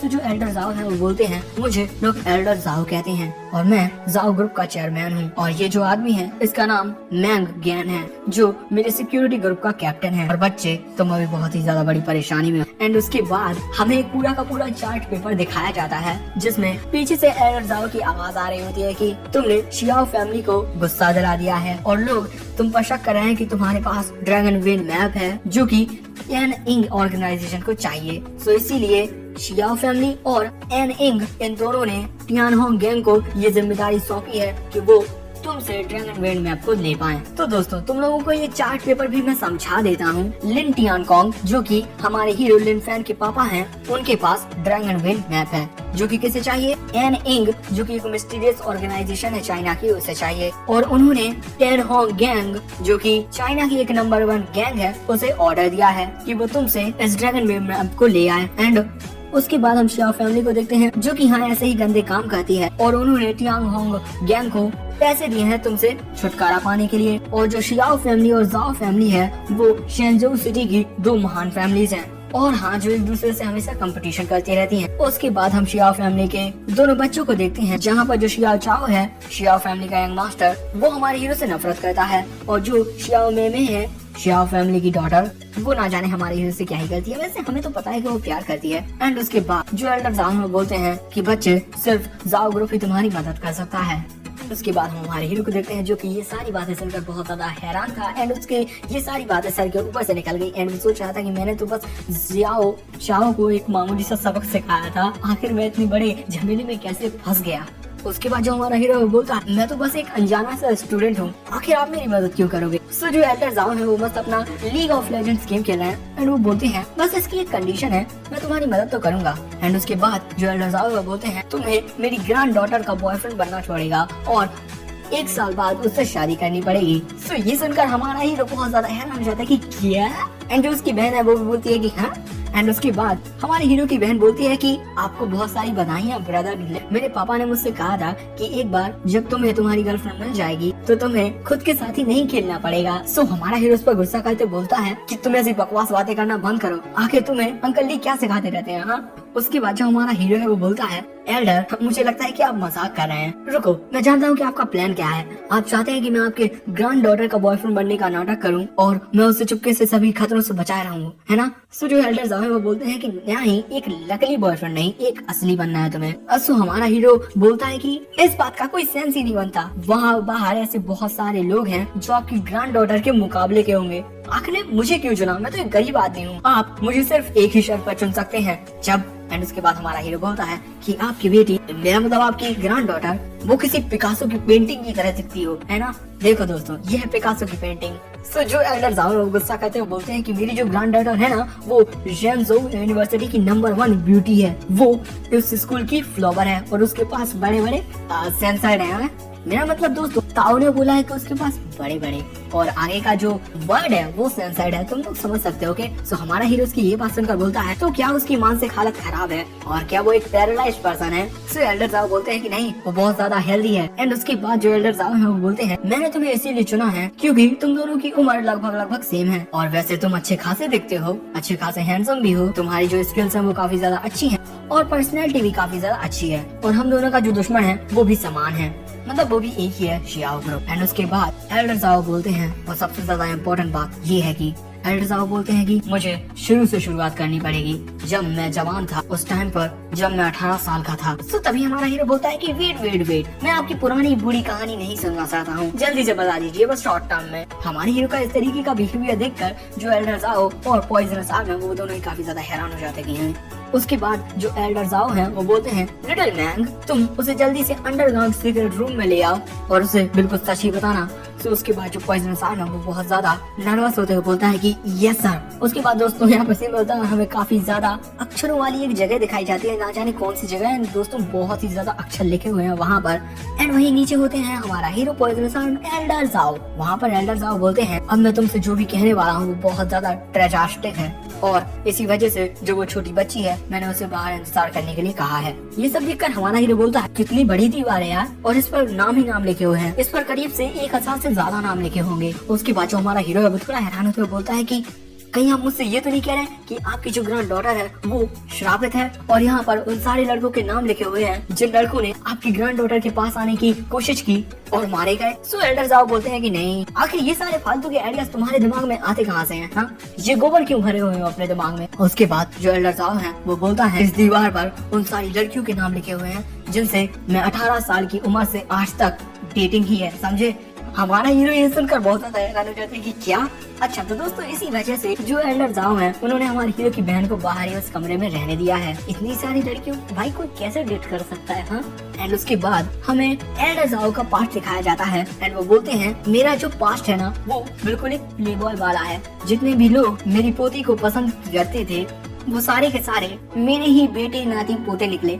एंड हम देखते हैं कि दोस्तों इतने सारे जो लड़के हैं ना आदमी लोग वो सारे के सारे इस बुढ़े के ही नाते पोते बेटे परपोते ये सब हैं। यहाँ तक कि मुझसे तो सरकार ने ये भी कहा था कि मैं ज्यादा पॉपुलेशन ना बढ़ाऊं देश की। एंड उसके बाद हम पॉइजन सान को देखते हैं जो कि दीवार से अपना सिर पटक रहा होता है। पीछे से एल्डर जाओ की आवाज आती है जो बोलते हैं मैं ज्ञान ने भी एक बार मेरी पोती को इम्प्रेस करने की कोशिश की थी और मैं इन दोनों के प्यार के बारे में काफी ज्यादा खुश भी था कि मेरी पोती इससे प्यार करने लगी, लेकिन एक दिन मुझे इसकी माँ का नाम इस दीवार पर दिखाई दिया एंड ये भी मेरा बेटा या पोता ही है। एंड उसके बाद जो एल्डर जाओ है वो बोलते हैं ये सब मेरी गलती है कि मेरी पोती आज से पहले कभी भी किसी के प्यार में नहीं पड़ी और मैं अपनी गलती को सुधारना चाहता हूँ और उसकी मदद करना चाहता हूँ और मैंने तुम्हारी अच्छे से जांच पड़ताल कर ली है और मैंने ये सब देख लिया है कि तुम मुझसे बिल्कुल भी रिलेटेड नहीं हो। एंड उसके बाद जो एल्डर जाओ हैं वो बोलते हैं, सो यंग मैन, अब तुम्हें सब कुछ समझ में आ गया है ना। हमारा हीरो उनकी ये सारी बातें सुनकर पूरा गल चुका है, फट चुका है, उसे कुछ समझ में नहीं आ रहा होता है कि ये सब क्या हो रहा है। उसके बाद जो हमारा हीरो वो वहाँ से जाने लगता है, वो बोलता है, आज बहुत सारी चीजें गुजर चुकी हैं, मुझे थोड़ा आराम करने दीजिए और आप खुद से ही बातें कर दीजिए। हमारा हीरो वहाँ से जा रहा है। एल्डर जाओ बोलते हैं कि रुक जाओ। उसके बाद जो एल्डर जाओ हैं वो बोलते हैं, हमारी फैमिली के पास भी एक ड्रैगन वेन मैप है, क्या तुम इसे देखना चाहते हो? तो उसकी बात सुनकर हमारा हीरो रुक जाता है। एंड उसके बाद जो एल्डर जाओ हैं वो बोलते हैं, ज़्यूकी ने तुम्हें 10 दिन का वक्त दिया है ताकि तुम उसे वो मैप दे दो, है ना? क्या तुम्हें पता है कि आखिर वो मैप कहाँ पर है? उसके बाद जो एल्डर जाओ हैं वो बोलते हैं, 10 दिन बाद अगर तुमने उसे वो मैप नहीं दिया वो तुम्हें मार देगा और तुम्हारी जो अभी की पावर्स हैं मुझे नहीं लगता कि तुम उससे जीत पाओगे। लेकिन अगर तुम मेरी ग्रैंड डॉटर के बॉयफ्रेंड बन जाते हो तो उसके बाद न सिर्फ तुम उस मैप को देख पाओगे बट उसके साथ ही हम तुम्हारी प्रोटेक्शन भी करेंगे। सो उसके बाद जो हमारा हीरो है वो बोलता है, मैं एक ऐसा आदमी नहीं हूँ जो अपने गौरव को बेच देता होगा। सो जो एल्डर जाओ है वो बोलते हैं, जो अंकल ली की शॉप है वो बनवाने के लिए उन्होंने शियाओ फैमिली से कर्जा लिया था। मैं तुम्हारी मदद कर सकता हूँ ये कर्जा चुकाने में और तुम और तुम्हारी वो छोटी बहन हमारे घर के गेस्ट रूम में रुक सकती है। उनकी बात सुनकर हमारा हीरो बोलता है कि सर आपकी ग्रैंड डॉटर कहाँ पर है, बताइए जल्दी से, कहाँ पर है मेरी गर्लफ्रेंड? एल्डर जाओ बोलते हैं कि हाँ मेरे पीछे आओ। एंड उसके बाद हम पॉइजनस आर्म को देखते हैं जो बोलता है, रुको, भले से ही मैं उसके साथ नहीं रह पाया हूँगा और अब तुम उसके बॉयफ्रेंड बनने वाले हो, मैं उसका छोटा भाई हूँ और मैं ये देखना चाहता हूँ कि तुम उसकी जिंदगी भर हिफाजत कर पाओगे या नहीं। सो अगले मूवी में हमारा हीरो पॉइजनस आर्म के पास आकर बोलता है, एक मिनट, तुम उसके छोटे भाई हो तो आखिर वो कितनी बूढ़ी है, उसकी उम्र क्या है? हाँ। सो पॉइजनस आर्म बोलता है कि 24 साल। हमारा हीरो पूछता है कि तुम्हारी उम्र क्या है? पॉइजनस आर्म बोलता है कि 19 साल। हमारा हीरो बोलता है कि तुम तो काफी बूढ़े लगते हो यार। सो जो पॉइजनस आर्म है वो निराश होता है, बोलता है, जो ये मेरा जहरीला हाथ है वो मेरी बॉडी पर इफेक्ट डालता है जिसकी वजह से मैं काफी ज्यादा बुरा दिखने लगा हूँ और ये इसका एक साइड इफेक्ट है। उसके बाद जो पॉइजनस आर्म है वो बोलता है, लेकिन मैं तुम्हें मेरे पॉइजनस आर्म साथ परेशान नहीं करूंगा। अगर तुम मेरे दूसरे हाथ के साथ मुझसे लड़ाई में जीत जाते हो तो तुम मेरा अप्रूवल पा सकते हो। सो तभी जो एल्डर जाओ हैं वो बोलते हैं कि मैन गैंग ऐसी बातें मत करो, ये बहुत ही ज्यादा मुश्किल होगा। भले से ही तुम उसके साथ अपने दूसरे हाथ से लड़ाई करो लेकिन फिर भी तुम एक ई लेवल के मार्शल आर्टिस्ट हो। लेकिन अगले मूवी में हम देखते हैं कि जो पॉइजनस आर्म है उसका सिर ऊपर दीवार में धंस जाता है। एंड दोस्तों ये हमारे हीरो ने किया होता बड़े आराम से। एंड वो हमारा हीरो वहाँ से जाते हुए बोलता है, चलिए चलते हैं एल्डर जाओ। आफ्टर की शुरुआत में हम एल्डर वोंग, शियाओ इंग और हमारे हीरो को एक साथ देखते हैं जहाँ पर जो एल्डर जाओ है वो हमारे हीरो से कह रहे होते हैं, मेरी पोती अभी एक बिजनेस ट्रिप पर गई हुई है और वो कल सुबह तक यहाँ पर आ जाएगी। मैंने तुम दोनों के लिए 2 कमरों का इंतजाम कर दिया है और वैसे भी जो तुम्हारी दुकान है वो बिल्कुल नष्टी हो चुकी है। सो जितने टाइम तक तुम्हारे पास रहने का कोई दूसरा घर या पता ठिकाना नहीं मिलता तब तक तुम यहीं पर रह सकते हो। सो तभी जो शियाओ इंग है वो एल्डर जाओ से पूछती है, मुझे नहीं पता कि आखिर मेरे पापा कहाँ पर हैं, हम उन्हें फोन लगा रहे हैं पर वो फोन भी नहीं उठा रहे हैं। सो एल्डर जाओ बोलते हैं कि पुलिस उनका पता लगा लेगी, हमने पुलिस स्टेशन में रिपोर्ट दर्ज करवा दी है और तुम बिल्कुल भी चिंता मत करो, मैंने खुद भी किसी को भेजा है तुम्हारे पापा का पता लगाने के लिए। उसके बाद जो शियाओ इंग है वो वहाँ से जाते हुए हमारे हीरो से बोलती है, ब्रदर लिन, गुड नाइट, और हाँ आप याद रखना कि आप दूसरों के घरों में अपने साथ ही मत खेलने लगना। सो हमारा हीरो उस पर गुस्सा करते हुए बोलता है, तुम्हारी तरह एक छोटी बच्ची को इस तरह की बातें नहीं बोलनी चाहिए। एंड उसके बाद जो हमारा हीरो है वो भी अपने कमरे में आ जाता है एंड वो बोलता है, सच में आज मैं बहुत ज्यादा थक चुका हूँ, आज इतनी सारी चीजें हुई कि मैं क्या ही बताऊँ। एंड उसी कमरे में एक लड़की होती है जो हमारे हीरो को देखकर बोलती है, आप हमारे रिस्पेक्टेबल गेस्ट हैं, मैं यहाँ पर आपके बिस्तर को लगाने के लिए आई हूँ। हमारा हीरो से देखकर थोड़ा हैरान हो जाता है। हाँ उसके बाद दोस्तों यहाँ पर सीन बदलता है और हमें शियाओ फैमिली का एक सीन दिखाया जाता है जहाँ पर शियाओ चाओ के पापा उसमें थप्पड़ मारकर बोलते हैं कि तुम बिल्कुल नाकारा हो। उसके बाद हम देखते हैं कि जो शियाओ चाओ के पापा होते हैं वो उस पर बहुत ज्यादा चिल्ला रहे होते हैं कि हर दिन तुम स्कूल में बहुत सारी परेशानियां खड़ी कर देते हो और अब तुमने मेरी फाइटिंग में भी काफी सारी परेशानियां खड़ी कर दी हैं। हम देखते हैं कि बेचारा शियाओ चाओ उनके सामने झुका हुआ होता है एंड उसके बाद उसके पापा बोलते हैं, यहाँ तक कि तुमने अपनी प्रॉब्लम्स में अपनी बहन को भी घसीट लिया है, अब वो अपने कमरे में अपने आप को लॉक किए हुए हैं, आखिर कौन जानता है कि वो अपने आप से क्या कर ले। हम देखते हैं कि दोस्तों जो शियाओ मेमे होती है वो अभी भी काफी ज्यादा शर्मा रही होती है क्योंकि उसने गलती से हमारे हीरो को पिछले एपिसोड में किस कर लिया था। एंड उसके बाद हम शियाओ चाओ के पापा को देखते हैं जो गुस्से में बोलते हैं, यहाँ तक कि तुमने टियान होंग गैंग से मदद मांगी ताकि वो तुम्हें उस मामूली बच्चे को सबक सिखाने में तुम्हारी मदद करे। हाँ एंड दोस्तों तभी वहाँ पर आ जाता है ज़ूक्यू जो बोलता है आप इन सारी बातों को भूल जाइए क्योंकि हम भी लिटरल की काफी टाइम से तलाश कर रहे थे। एंड दोस्तों यहाँ वहाँ पर एक और आदमी होता है जो बोलता है पापा आप चिंता मत कीजिए, मेरे पास जाओ फैमिली के बारे में एक बहुत ही ज्यादा अच्छी न्यूज है जो मेरे स्पाई ने दी है। एंड उसके बाद हम देखते हैं कि जो शिया चाओ के पापा होते हैं वो अभी भी उस पर चिल्ला रहे होते हैं कि तुम्हें अपने छोटे भाई से कुछ सीखना चाहिए, तुम्हें सोचना चाहिए कि आखिर तुम जाओ ग्रुप से किस तरीके से बदला ले सको। एंड उसके बाद जो शियाओ चाओ के पापा होते हैं वो अपने छोटे बेटे से पूछते हैं कि आखिर अच्छी न्यूज क्या है बेटा। उसके बाद जो शियाओ चाओ का छोटा भाई होता है वो बोलता है इसमें उनके सारे सीक्रेट्स हैं जो बिलियंस की कीमत में है। एंड उसके बाद हमें इस लड़की का इंट्रोडक्शन दिखाया जाता है। तो दोस्तों इसका नाम है शियाओ कॉन्ग और ये शियाओ फैमिली का थर्ड यंग मास्टर है।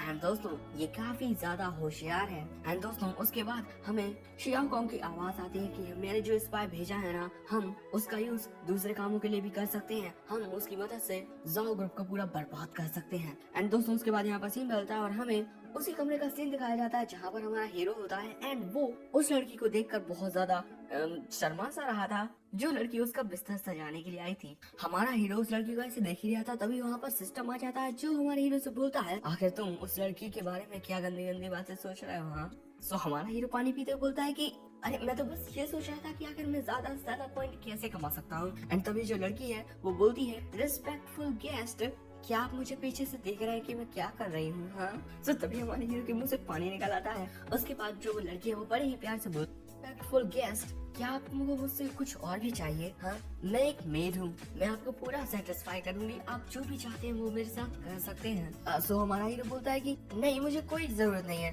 तभी हमारे हीरो के सामने एक मिशन आ जाता है जो कि उसे सिस्टम ने दिया होता है। मिशन होता है कि खोई हुई बच्ची को ढूंढना जिसकी डिफिकल्टी 3 स्टार है। एंड इस मिशन का जो टारगेट है वो ये है कि वे शियाओ मैन्स की बॉडी में जो छुपा हुआ सीक्रेट है उसे 10 मिनट के अंदर ढूंढना होगा। उसके बाद जो मिशन है वो एक्टिवेट हो जाएगा। सो उसके बाद जो हमारा हीरो है वो लड़की से पूछता है कि क्या तुम्हारा नाम वे शियाओ मैन है। सो लड़की थोड़ा हैरान होते हुए बोलती है कि आखिर आपको मेरा नाम कैसे पता। उसके बाद जो हमारा हीरो है वो ये सोच रहा होता है कि अगर मैं याद करूँ तो सिस्टम ने मुझसे ये कहा था कि सिर्फ 2 ही रास्ते हैं मुझे जिनसे मैं अपनी स्किल्स को अपग्रेड कर सकता हूँ। एक तो है कि मैं स्प्रिंग मशरूम को खाऊं, दूसरा सिस्टम जो भी मुझे मिशन दे मैं उसे कंप्लीट करूं। एंड उसके बाद हमारा हीरो स्प्रिंग मशरूम के बारे में सोचता है कि स्प्रिंग मशरूम को खाना सच में बहुत ज्यादा डिफिकल्ट होता है। एंड उसके बाद हमारा हीरो अपने सिस्टम को देखकर सोचता है और वैसे भी जितनी बार मैं किस आइटम को खरीदता हूँ तो उसका जो प्राइस है वो बढ़ जाता है, इसी वजह से इसका हर बार यूज करना अपनी स्किल्स को अपग्रेड करने के लिए काफी ज्यादा मुश्किल होता होगा। एंड उसके बाद हमारा हीरो अपने आप की हुई लड़ाई उस चश्मे वाले आदमी के साथ उसके बारे में सोचकर बोलता है कि और वैसे भी मेरे पास 10 दिन का वक्त है। उस आदमी ने जिसका नाम जुकी है मुझे 10 दिन का वक्त दिया है और अगर मुझे ये पता भी चल गया कि मेरे पापा मुझे लिए क्या छोड़ कर गए थे तो मैं ये उसे दे दूं, ये इम्पॉसिबल है। आखिर मैं उसे वो चीजें कैसे दे सकता हूँ जो मेरे पापा मेरे लिए छोड़ कर गए हैं। इसी वजह से मुझे 10 दिनों के अंदर अपनी स्किल्स को फुली अपग्रेड करना होगा। एंड उसके बाद हमारा हीरो कतई स्टाइल में सोचता है 10 दिनों के अंदर मुझे न सिर्फ बहुत सारे पॉइंट्स कमाने होंगे बल्कि मुझे कई सारे ऐसे मिशंस भी कंप्लीट करने होंगे जो सिस्टम मुझे देगा। लेकिन तभी हम देखते हैं कि जो वो लड़की है ना वो हमारे हीरो के सामने उसके बिस्तर पर पड़ी हुई होती है। वो बोलती है ऐसे कई सारे गेस्ट हैं जिनको मेरा नाम तक याद नहीं होता। जब आप यहाँ पर सो रहे हो तो क्या मुझे आपके साथ यहीं पर रहने की जरूरत है आपको प्यारी प्यारी कहानियाँ सुनाने के लिए। हाँ यहाँ पर आओ। ये सब देखकर हमारे हीरो की नाक से खून आ जाता है। आफ्टर ऑल वो काफी ज्यादा हैरान जो हो गया है। हमारा हीरो उस लड़की से बोलता है कि ठीक है, लेकिन तभी वो सिस्टम को भी देखता है कि सिस्टम को काफी ज्यादा गुस्सा आ रहा है। उसके बाद जो सिस्टम है वो हमारे हीरो से बोलता है कि मैं डिटेक्ट करता हूँ कि तुम्हारी जो हार्ट बीटिंग है वो फास्ट हो रही है, आखिर तुम क्या सोच रहे हो। हाँ सो हमारा हीरो बोलता है कि कुछ भी नहीं। तो सिस्टम बोलता है कि सच में। उसके बाद जो हमारा हीरो वो कुछ टाइम के लिए चुप हो जाता है। एंड उसके बाद वो बोलता है सिस्टम मैं सब कुछ मिशन के लिए कर रहा हूँ। सिस्टम बोलता है उसके बाद हमारा हीरो स्टाइल में बोलता है कि मेरे पास सिर्फ 5 मिनट है उसके सीक्रेट का पता लगाने के लिए और मैं ये उस टाइम पर कर सकता हूँ जब वो मुझे कहानियाँ सुना रही होगी। ये बिल्कुल किसी जासूस की फिल्म की तरह है जो इंफॉर्मेशन निकालने के लिए कुछ भी कर सकता है। हाँ बिल्कुल मैं अभी काफी ज्यादा नर्वस हूँ, तुम मेरे बारे में गलत सोच रहे हो सिस्टम। सोचो सिस्टम है वो थोड़ा पछताते हुए बोलता है कि मुझे माफ कर देना, मैंने तुम्हें गलत समझा, तुम तो मिशन के बारे में सोच रहे थे। एंड उसके बाद जो सिस्टम है वो रोते हुए माफी मांगता है कि मुझे माफ कर दो। सो हमारा हीरो बोलता है कि कोई दिक्कत नहीं है, तुमसे बस एक छोटी सी गलती ही तो हो गई। उसके बाद ना जाने हमारा हीरो किस तरह का चेहरा बनाकर उस लड़की की ओर जा रहा था। वो बोलता है मैं ये सब मिशन के लिए कर रहा हूँ, मैं ये सब हमारे सिद्धि गौरव के लिए कर रहा हूँ। हम देखते हैं कि वो लड़की मस्त बेड पर पड़ी हुई है। वो बोलती है, आखिर तुम कौन सी कहानी सुनना पसंद करोगे? हाँ, I am an invisible genius या फिर immortal is teaching me to bear. And उसके बाद हम हमारे हीरो को देखते हैं जो कि थोड़ा हैरान था क्योंकि उसके जो पॉइंट्स है वो बढ़ रहे थे। वो बोलता है कि आखिर मेरे पॉइंट्स क्यों इंक्रीज हो रहे हैं? हाँ, उसके बाद जो हमारा हीरो है वो उस लड़की को देखकर सोचता है, मुझे नहीं लगता कि इस लड़की के इमोशंस में कुछ चेंजेस आए हैं, लेकिन फिर भी मुझे बहुत सारे पॉइंट्स मिल रहे हैं। क्योंकि हम देखते हैं दोस्तों, वो लड़की तो मस्त आराम से वहीं पर लेटी हुई होती है, तो कोई फर्क ही नहीं पड़ रहा होता है। एंड उसके बाद हम हमारे हीरो को देखते हैं जो कि शॉक्ड होते हुए सोचता है कि कहीं ऐसा तो नहीं है कि। एंड उसके बाद जो हमारा हीरो बोलता है कि वो बोलता है, भले से ही मैं वो सारी की सारी कहानियाँ सुनना चाहता हूँ जो आप मुझे सुनाओ, लेकिन मुझे लगता है कि जो एल्डर ज़ाओ है वो इस बारे में गलत समझ सकते हैं यंग लेडी, इसी वजह से आप यहाँ से चली जाइए। आप कहो तो मैं आपको आपके कमरे में छोड़ आता हूँ। हाँ एंड दोस्तों, ये सुनकर वो लड़की भी बहुत ज्यादा हैरान हो जाती है। एंड तभी वहाँ पर पटाखे फूट जाते हैं। हम देखते हैं कि जो Elder Zhao and poisonous arm होते हैं वो हमारे हीरो के ऊपर पटाखे फोड़ रहे होते हैं कि तुमने ये टेस्ट पार कर लिया। उसके बाद जो एल्डर ज़ाओ है वो हमारे हीरो से बोलते हैं कि मुझे माफ कर देना बच्चे, मैं तुम्हारा टेस्ट लेना चाहता था कि तुम मेरी पोती से मिलने के लायक हो या नहीं। एंड उसके बाद वो जो एल्डर ज़ाओ है वो हमें इस मेड के बारे में बताता है कि इसका नाम मैन शाओ वैन है। वो मेरी पोती की पर्सनल मेड है और मेरी पोती उसे एक परिवार की तरह मानती है, लेकिन शियाओ वैन की शादी हो चुकी है। मैंने उनसे कहा कि वो तुम्हें सेड्यूस करें ताकि हम देख पाए कि तुम अपने इमोशंस पर काबू पा पाते हो या नहीं। एंड उसके बाद हम एल्डर ज़ाओ को देखते हैं जो बोलते हैं, लिन फैम, तुमने ये सेड्यूस टेस्ट पार कर दिया है, तुम मेरी ग्रैंड डॉटर के बिल्कुल लायक हो। सो हमारा हीरो उनके सामने नमस्ते करके बोलता है, Elder Zhao thank you. And दूसरी तरफ हमारे हीरो को देखते हैं जिसके तो पसीने छूट रहे हैं। वो सोच रहा है कि मैंने बिल्कुल भी नहीं सोचा था कि ये टेस्ट है, भगवान का शुक्र है कि उन्हें मेरे ऊपर गलतफहमी हो गई। एंड उसके बाद जो एल्डर ज़ाओ है बोलते हैं, लेकिन जब मैंने देखा कि तुम उसकी तरफ आगे बढ़ रहे हो मुझे सच में बहुत ज्यादा गुस्सा आने लगा और मैं सोचा था कि मैं तुम्हें बीच में से काट दूं।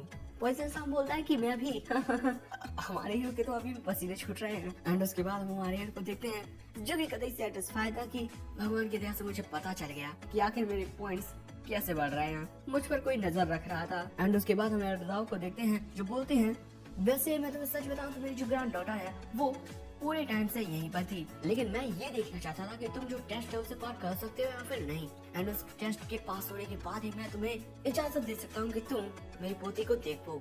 और जब तुमने टेस्ट पास कर लिया है तब। एंड उसके बाद हम एल्डर ज़ाओ की पोती को देखते हैं जो कि मस्त स्टाइल में आ रही है एंड वो खूबसूरत है। एंड वो बोलती है, आखिर वो कौन है जो मेरे साथ बच्चे पैदा करना चाहता है। एंड दोस्तों, इस लड़की का इंट्रोडक्शन है। इस लड़की का नाम है ज़ाओ लिंगमिंग जो कि ज़ाओ शी ग्रुप की CEO है and successor of Zhao group भी है।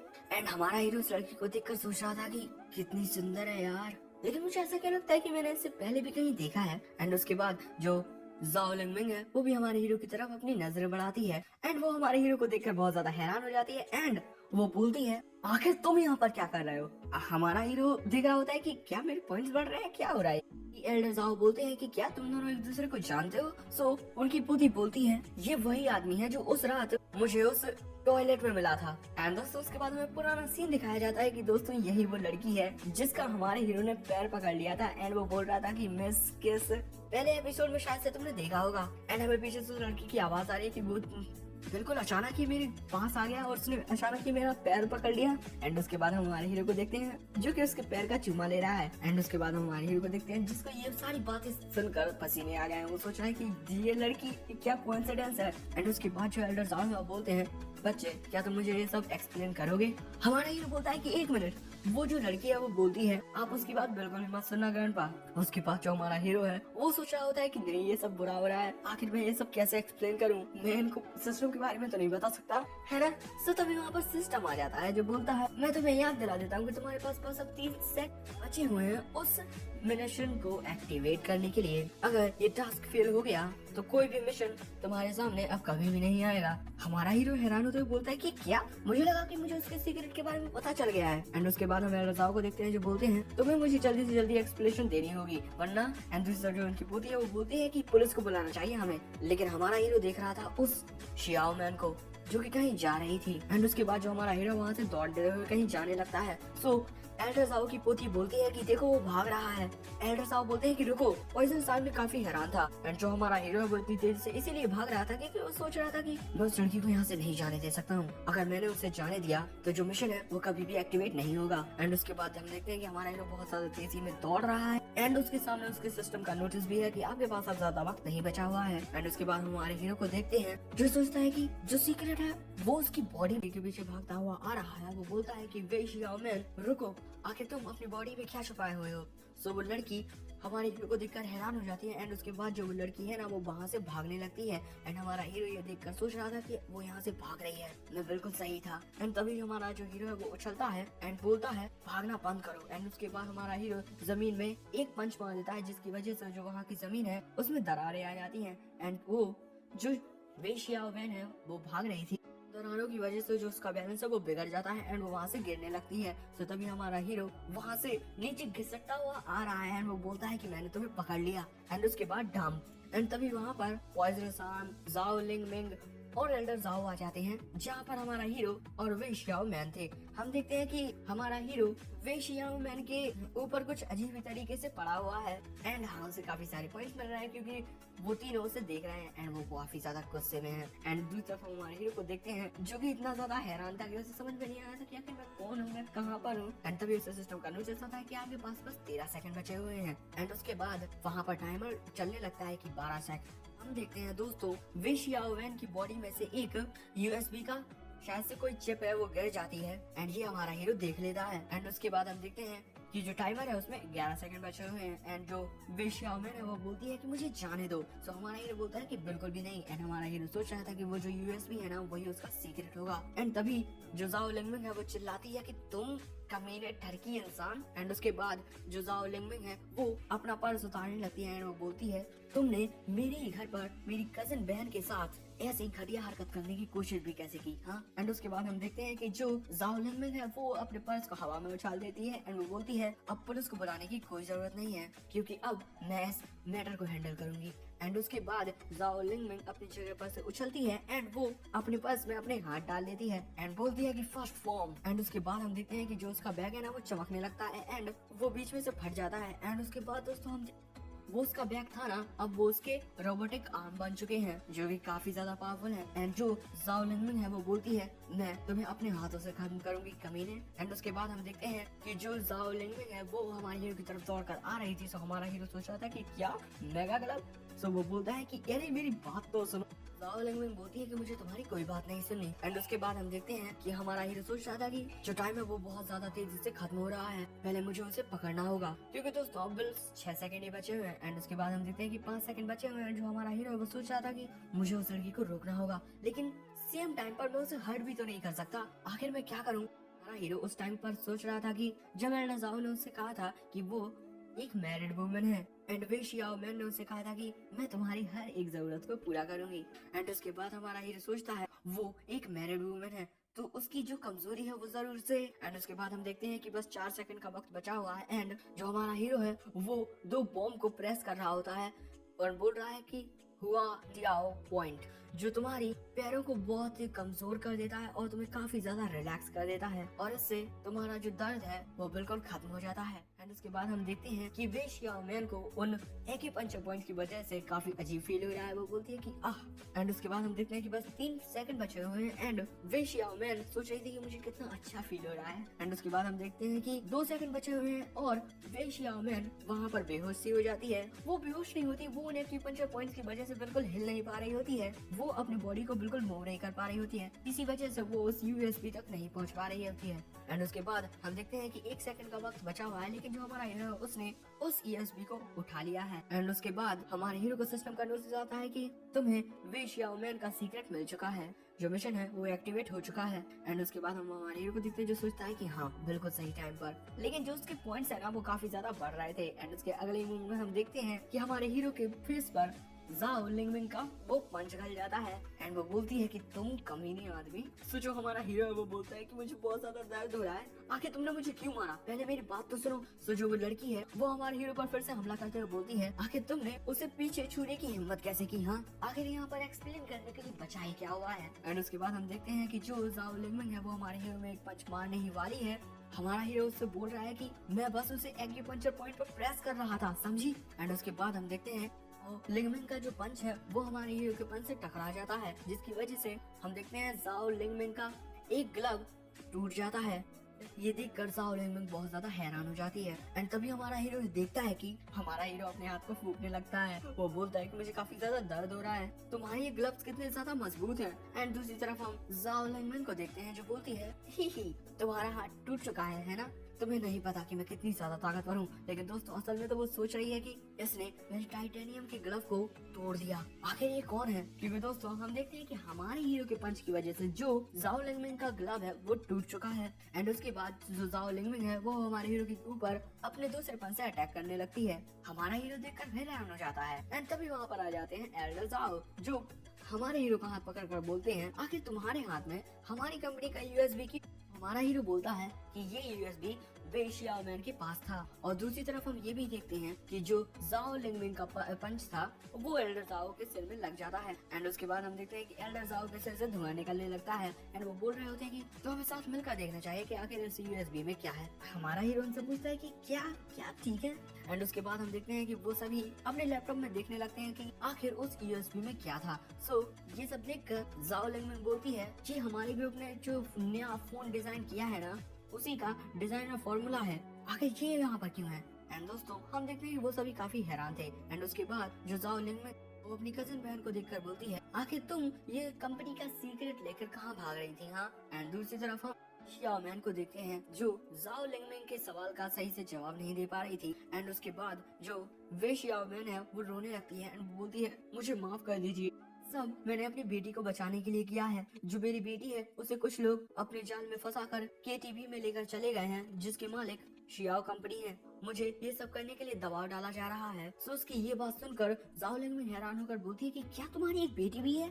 सो उसकी बात सुनकर एल्डर जाओ भी हैरान होते बोलते हैं कि क्या मेरे पास एक और ग्रैंड चाइल्ड है। एंड जो वे शियाओ मैन है वो बोलती है मैंने इसके बारे में कभी किसी को नहीं बताया। एंड उसके बाद वे शियाओ मैन रोते हुए घुटनों पर गिर जाती है एंड बोलती है मुझे पता है कि मुझे ये सब नहीं करना चाहिए था, लेकिन मेरी बेटी मेरे लिए इस दुनिया में सबसे ज्यादा इम्पोर्टेंट है। मेरे पास कोई दूसरा रास्ता नहीं था, इसीलिए मैंने शियाओ कंपनी से प्रॉमिस कर दिया कि मैं उनकी एक जासूस बनूंगी और उन्हें जाओ ग्रुप के बारे में हर एक इन्फॉर्मेशन दूंगी ताकि वो मेरी बेटी को छोड़ दें। एंड उसके बाद हम देखते हैं वे शियाओ मैन के पास जाओ लिंगमिन आ जाती है जो बोलती है कि तुम चिंता मत करो, पहले हमें सारी बातें विस्तार में बताओ। वो इसे सामने बोलता है कि हाँ बिल्कुल बताओ मुझे क्या हुआ। एंड दोस्तों हमारा हीरो ये सब देख रहा था। एंड हमारा हीरो अपने सिस्टम को देखता है जिसमें उसे क्वेस्ट मिला था कि खोई हुई बच्ची को ढूंढो और तुम्हें ये 2 घंटे में करना होगा। एंड उसकी डिटेल है कि तुम्हें शियाओ मैन की बेटी को बचाना होगा और दूसरी लड़कियों को भी जिनको ड्रग एडिक्शन है, और वो सभी इस वक्त केटी। हमारा हीरो सोच रहा था कि ये मिशन जो है ना वो इस सिचुएशन से पूरा का पूरा कनेक्टेड है। एंड दूसरी तरफ हम वे शियाओ मैन को देखते हैं जो रोते हुए बोल रही थी कि जब मैं 18 साल की थी। एंड उसके बाद हम पास्ट में चले जाते हैं। हम देखते हैं कि कुछ चूहे कुछ खाना खा रहे हैं एंड पीछे से वे शियाओ मैन की आवाज आ रही कि मैं अपने बॉयफ्रेंड के साथ रहा करती थी, हम खाना खाने के बाद अपना जो खाना है उसे साफ नहीं कर पाते थे, भूल जाते थे एंड उसके बाद हम सो जाते थे। एंड हाँ एक वजह है जिसकी वजह से मैं प्रेग्नेंट हो गई।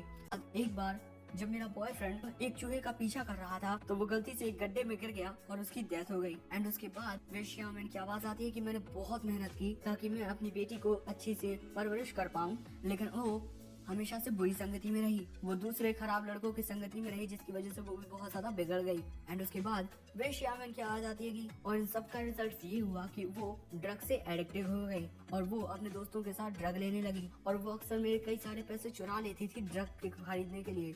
और उसके बाद उसने शियाओ ग्रुप से बहुत सारा कर्जा ले लिया ड्रग के लिए। उसके बाद जब वो कर्जा नहीं चुका पाई तो उसने अपने आप को ही केटीवी में बेच दिया।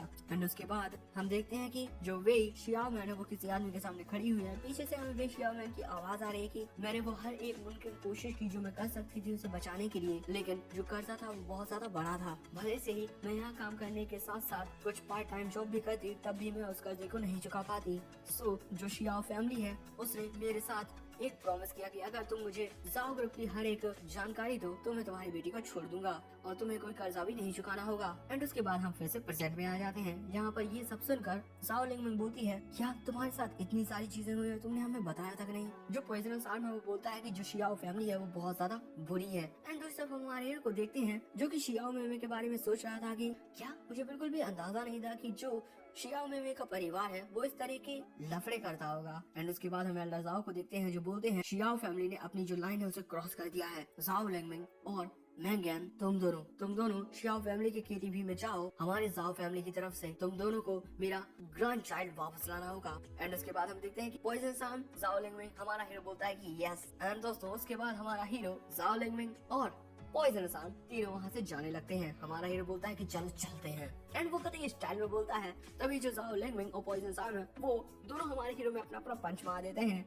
जाओ लिंगमिंग बोलती है कि तुम अपने काम से काम रखो, हमारे काम में अपनी टांग मत अड़ाओ। पॉइजन सान में बोलता है कि बिल्कुल। उसके बाद जो जाओ लिंगमिंग है वो बोलती है, तुमने मेरे साथ उस रात इतनी गंदी हरकत की और आज मेरी कजिन के साथ भी कुछ ऐसा ही किया तुमने, और अब तुम केटी भी जाना चाहते हो अपने आप को वहाँ पर एंजॉय करवाने के लिए। हाँ यहीं पर रुको और मेरे जो ग्रैंडपा हैं वो तुम्हारे साथ सारा का सारा मामला सेटल कर लेंगे। हमारा हीरो बोलता है कि रुको। एंड उसके बाद जो हमारा हीरो वो बोलता है, अरे मेरी बात तो सुनो, मैं तुम्हें एक्सप्लेन करता हूँ। लेकिन वो वहाँ से चले जाते हैं दरवाजा बंद करके। एंड उसके बाद हमारे हीरो के सामने आ जाते हैं एल्डर जाओ जो बोलते हैं, जल्दी से मुझे बताओ कि आखिर तुमने मेरी पोती का पैर क्यों चाटा था उस टाइम पर, और तुमने मेरी ग्रैंड डॉटर को गले भी लगाया था, और तुमने वे शियाओ मैन की बट को भी छुआ था। हाँ हमारा हीरो बहुत ही ज्यादा हैरान परेशान था। हमारा हीरो उन्हें कुछ एक्सप्लेन नहीं कर पा रहा था। वो सोच रहा था कि आखिर मैं ये सब उसे कैसे एक्सप्लेन करूं। मैं इनसे ये तो नहीं कह सकता कि उस टाइम पर मुझे अपनी जान बचानी थी और इस टाइम पर मुझे एक मिशन मिला था। अगर इन्हें सिस्टम के बारे में पता चल गया तो मेरे लिए बहुत ही ज्यादा बड़ी परेशानी खड़ी हो सकती है, लोग मुझे पागल भी कहने लगेंगे। एंड दूसरी तरफ हमारा हीरो टाइम देखता है कि काफी टाइम भी हो गया है।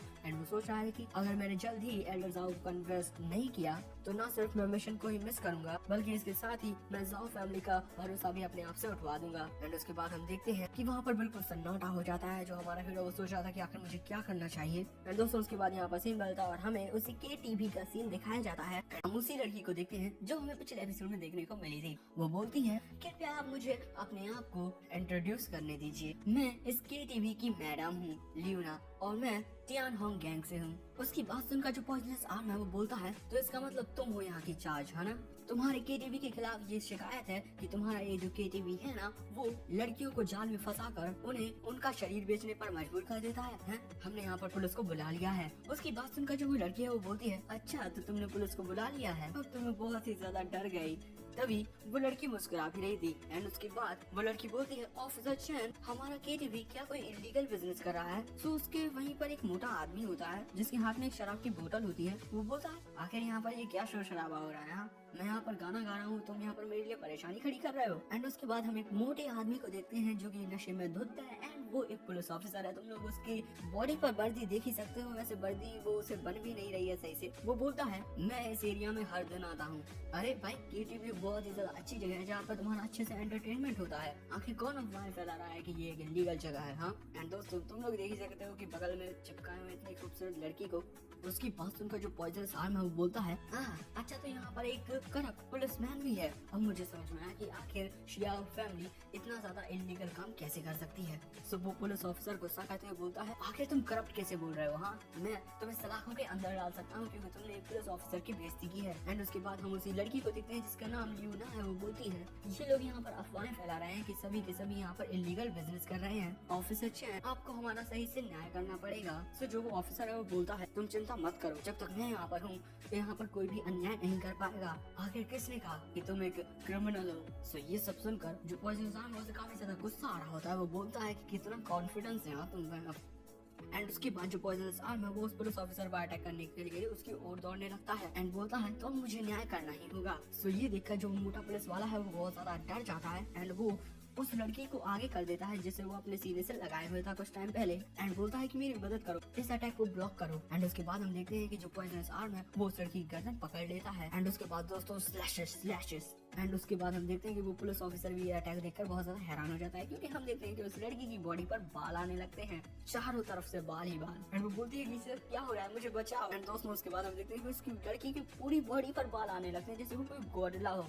एंड उसके बाद जो पॉइजनस आर्म है बोलता है हार्मोन पॉइजन। इसकी वजह से जो इंसान है उनके पूरी बॉडी में से बाल निकलने लगते हैं और इसका जो शिकार होता है वो किसी गोरिल्ला की तरह हो जाता है, और जो इतने लंबे लंबे बाल हैं वो आपस में एक दूसरे से उलझ जाते हैं, जिसकी वजह से जो वो इंसान है वो बिल्कुल चल नहीं पाता है। एंड दोस्तों जिसकी वजह से जो वो लड़की है वो भी जमीन पर नीचे गिर जाती है। एंड उसके बाद जो पॉइजनस आर्म बोलता है उस साल जब तियान होंग गैंग का क्विंग लॉन्ग जिसकी रैंक 4 है उसे मैंने हरा दिया था, मैं यानी कि पॉइजन आर्म, और उसे हर दिन कई घंटे लगा करते थे उन सारे के सारे बालों को हटाने में। एंड उसके बाद जो पॉइजनस आर्म बोलता है ये मेरी बॉडी का सबसे ज्यादा नुकसान ना पहुंचाने वाला जहर है, मुझे लोगों को नुकसान पहुंचाना पसंद नहीं है, उन्हें दर्द देना पसंद नहीं है, जल्दी से सारी की सारी लड़कियों को बुलाओ। लेकिन तभी जो लियू ना होती है वो पॉइजनस आर्म के उस आर्म पर अपनी लात मार देती है। सो ये देखकर जो पॉइजनस आर्म है वो सोचता है कि इसने मेरे पॉइजनस आर्म पर डायरेक्टली अटैक दिया।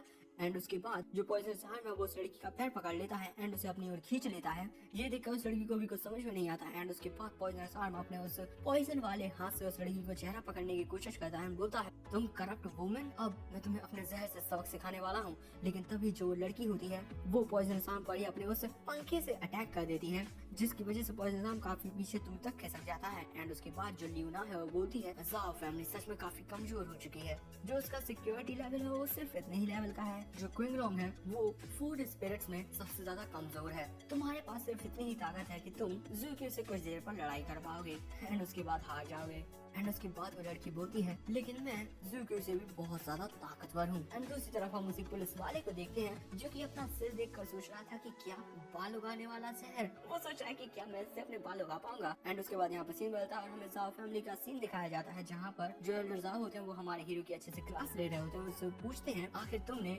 मेरी दोनों ग्रैंड डॉटर्स को गले क्यों लगाया। हाँ सो हमारा जो हीरो है वो सोच रहा था कि आखिर मैं इस सवाल का जवाब कैसे दूं, क्या मुझे ऐसा कह देना चाहिए कि मुझे हेल्यूसिनेशंस हो रहे थे, इसी वजह से मैंने उसे पैर को एक लॉलीपॉप समझा। नहीं मैं एक छोटा बच्चा नहीं हूँ, मेरे जो पूर्वज हैं वो अलग तरह की जाति से आए हुए हैं। सो मैं ऐसा कह सकता हूँ कि प्यार से गले मिलना हमारे यहाँ पर हेलो कहने का एक रिवाज हो।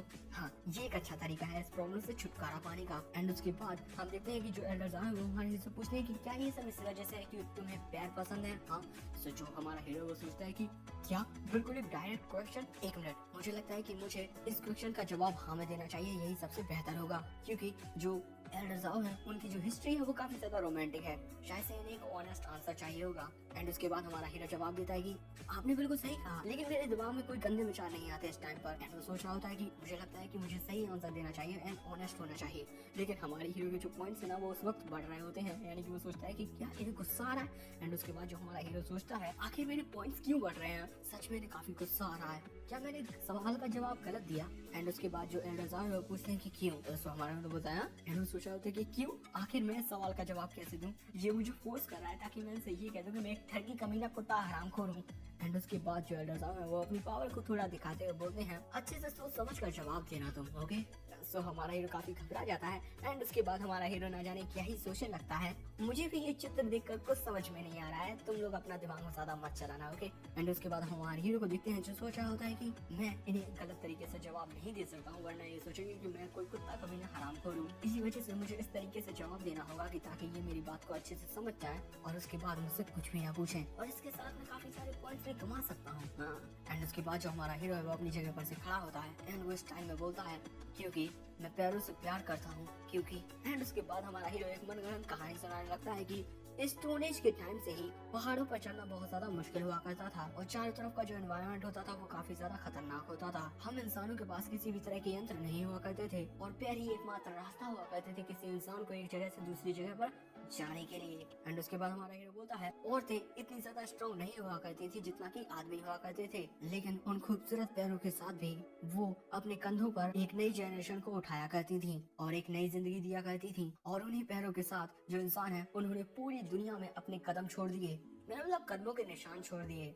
उसके बाद हमारा हीरो बोलता है उस टाइम पर जो आदमी थे वो कई खतरनाक जानवरों से लड़ा करते थे, खाने की तलाश में। और जब वो अपनी गुफाओं में वापस आया करते थे तो वो काफी जख्मी हुआ करते थे। उसके बाद हमारा हीरो बोलता है और उस टाइम पर जब कोई भी पिलो नहीं हुआ करते थे, उस टाइम पर वो पैर ही हुआ करते थे जो उन थके हुए आदमियों को अपने ऊपर सुलाया करते थे और एक बहुत ही अच्छी नींद दिलाया करते थे। और इसी के बाद अगले दिन वो पूरे के पूरे एनर्जी से भरा हुआ करते थे और उसके बाद वो फिर से शिकार पर जाया करते थे। एंड उसके बाद हमारा हीरो बोलता है और उस टाइम पर जब इंसान अच्छे से चलना भी नहीं जानते थे और इंसान जानवर ही हुआ करते थे, पैर ही वो पार्ट हुआ करता था जो हम ह्यूमंस हमेशा देखा करते थे जब वो थोड़ा ऊपर की तरफ देखते थे।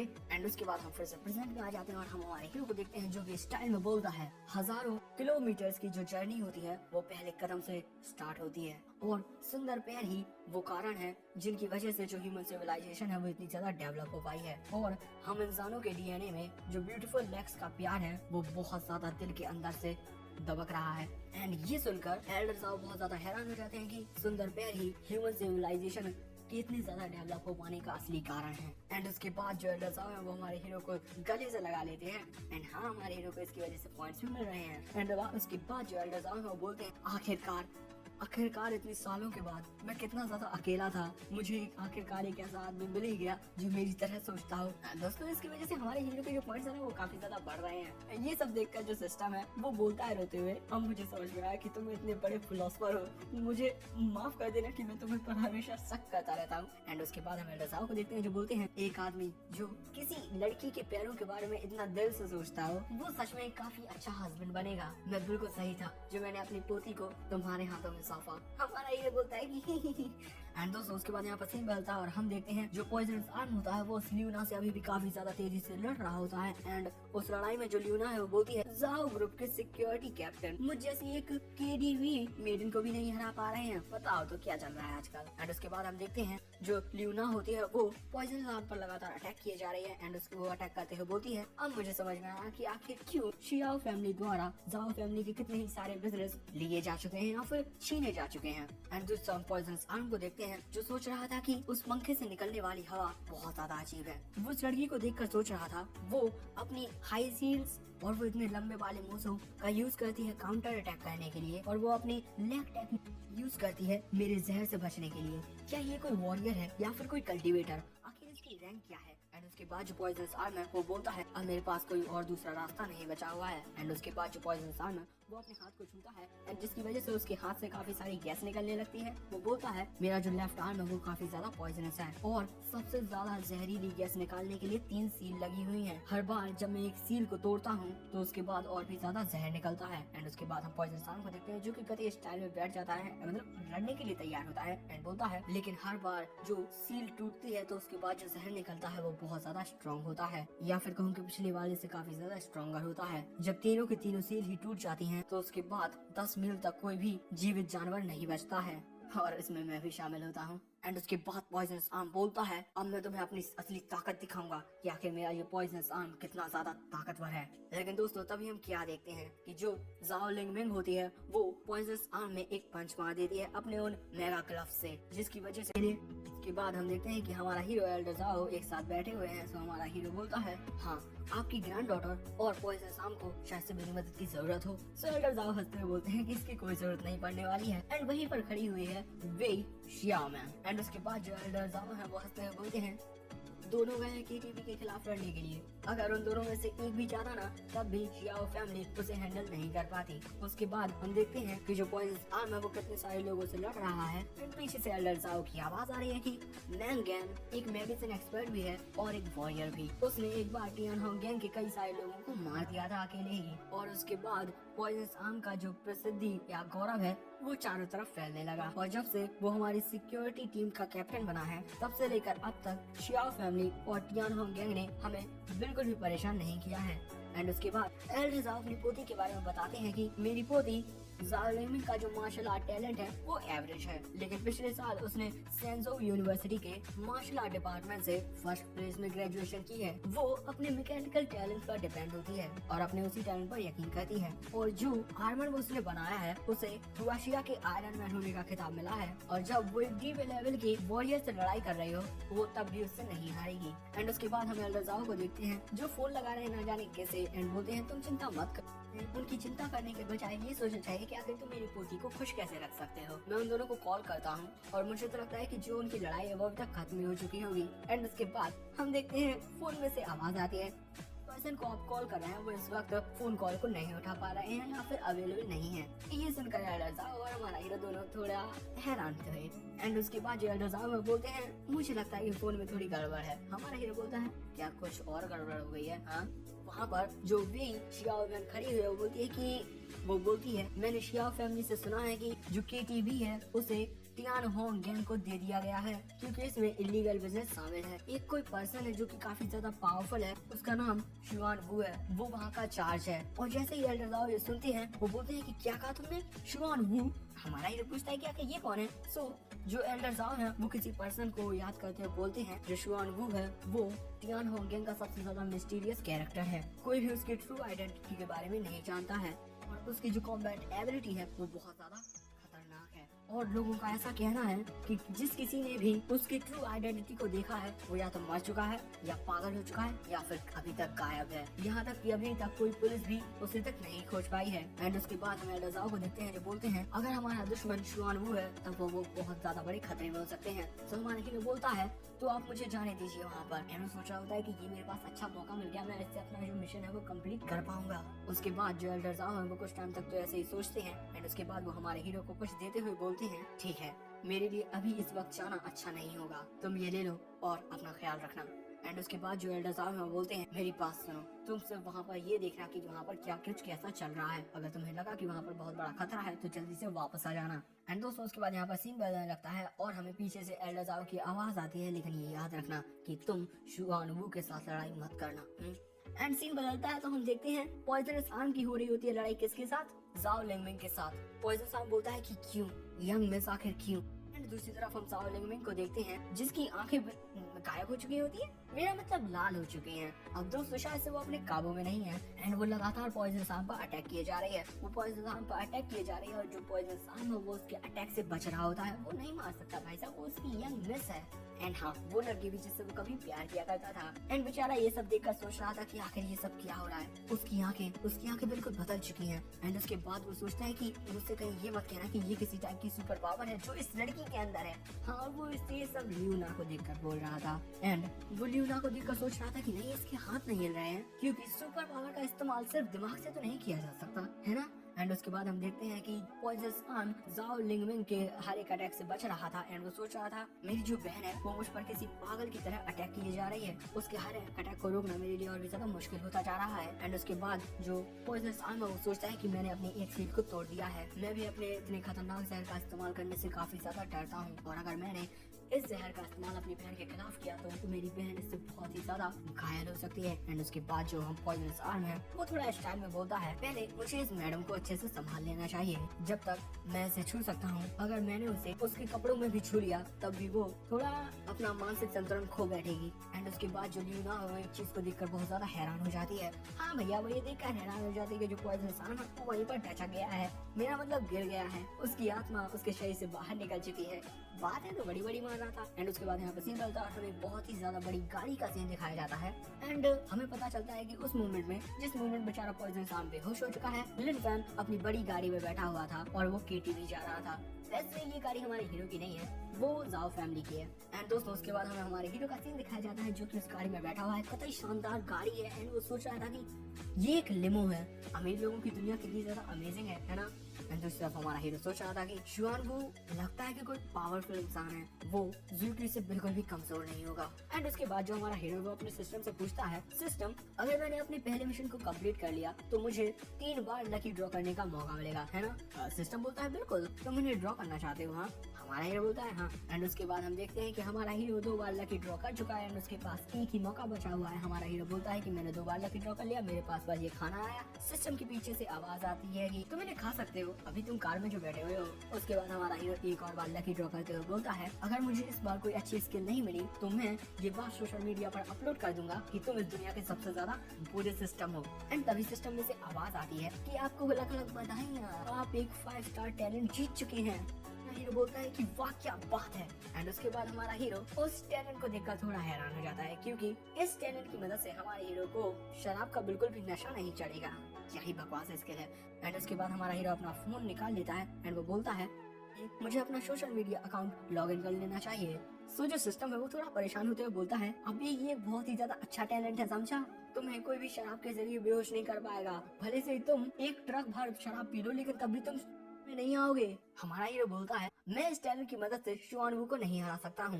एंड उसके बाद सिस्टम नोटिस देता है कि सारे के सारे लेवल 1 के आइटम अनलॉक हो चुके हैं। एंड उसके बाद हमारा हीरो कई सारे आइटम्स को देखता है। सो वो सोचता है इसके नाम काफी ज्यादा अजीब है, हाँ?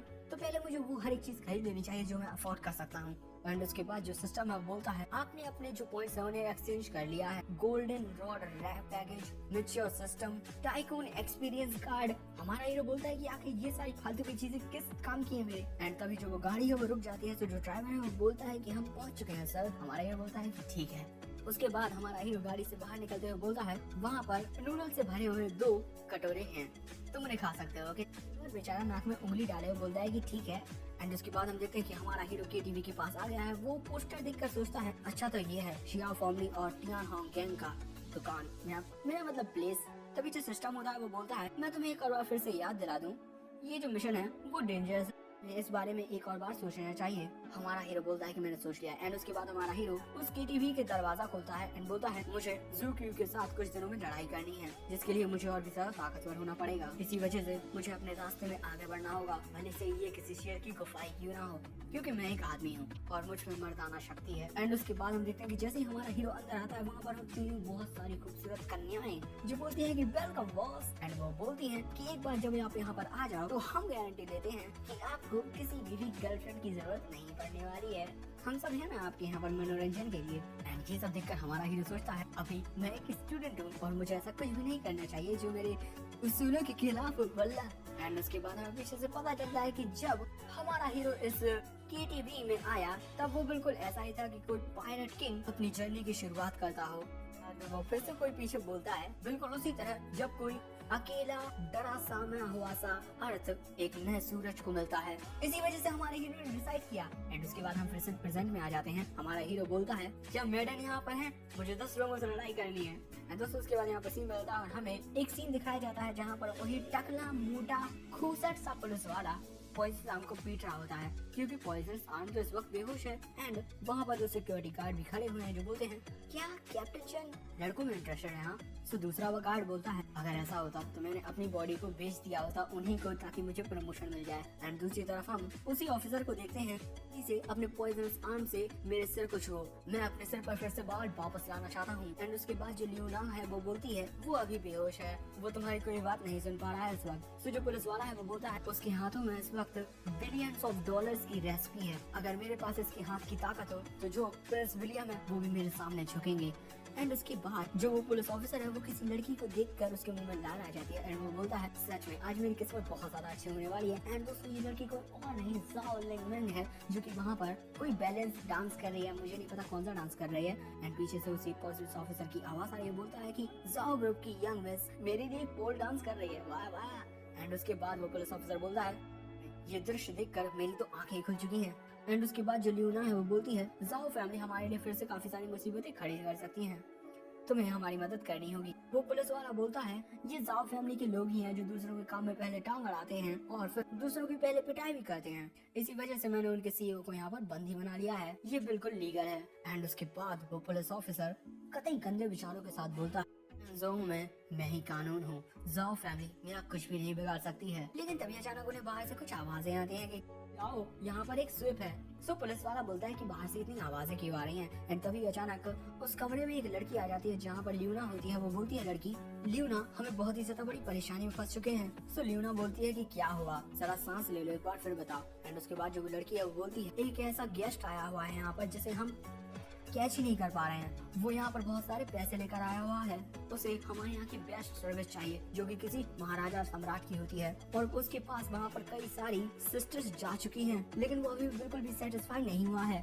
सो लियोना बोलती है आखिर ऐसा कौन सा गेस्ट है जो इतना ज्यादा खतरनाक हो। तो जो वो लड़की है वो एक रिमोट उठाती है, बोलती है तुम खुद ही देख लो सीसीटीवी में गेस्ट रूम को अच्छी तरीके से। एंड दोस्तों जब सीसीटीवी चलती है तो हम देखते हैं कि हमारा जो हीरो है वो कई सारी लड़कियों के साथ वहाँ पर होता है। वो बहुत सारा पैसा लेकर वहाँ पर आया हुआ होता है। जाओ फैमिली की यंग मिस जाओ लिन अभी पोल डांस कर रही है। एंड जो पुलिस वाला है वो बोलता है हे भगवान वहाँ पर कितना सारा पैसा है।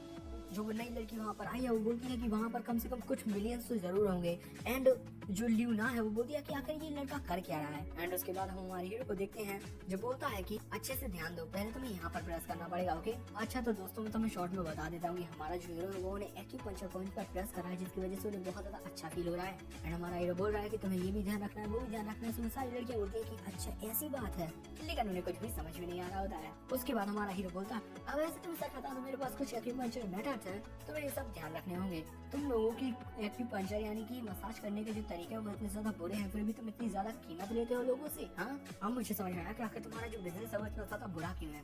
उसके बाद हमारा हीरो एटीट्यूड में बोलता है तुम्हारा एक कीटी भी है, इसी वजह से तुम्हें बेस्ट सिंगिंग पर एक्सपीरियंस देना चाहिए लोगों को, कैट लैंग्वेज भी सीखनी चाहिए, तुम लोग बिल्कुल भी प्रोफेशनल नहीं हो समझे।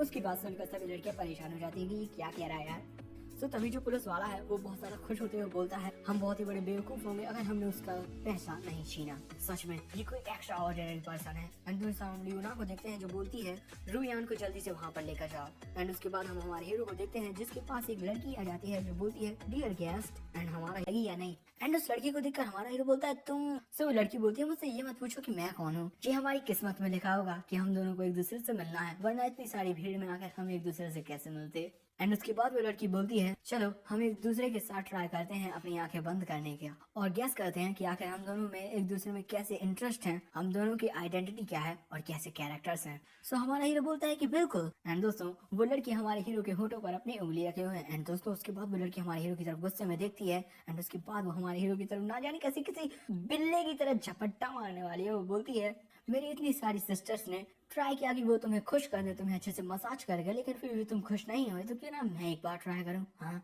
एंड उसके बाद वो लड़की हमारे हीरो को अपने ऊपर मसाज टेक्निक करने वाली थी, लेकिन तभी हमारा हीरो उसके हाथ पकड़ लेता है। एंड वो बोलता है क्या तुम मुझे एक बेवकूफ समझ रही हो, हाँ तुम ही हो ना वेश्या मैन की बेटी।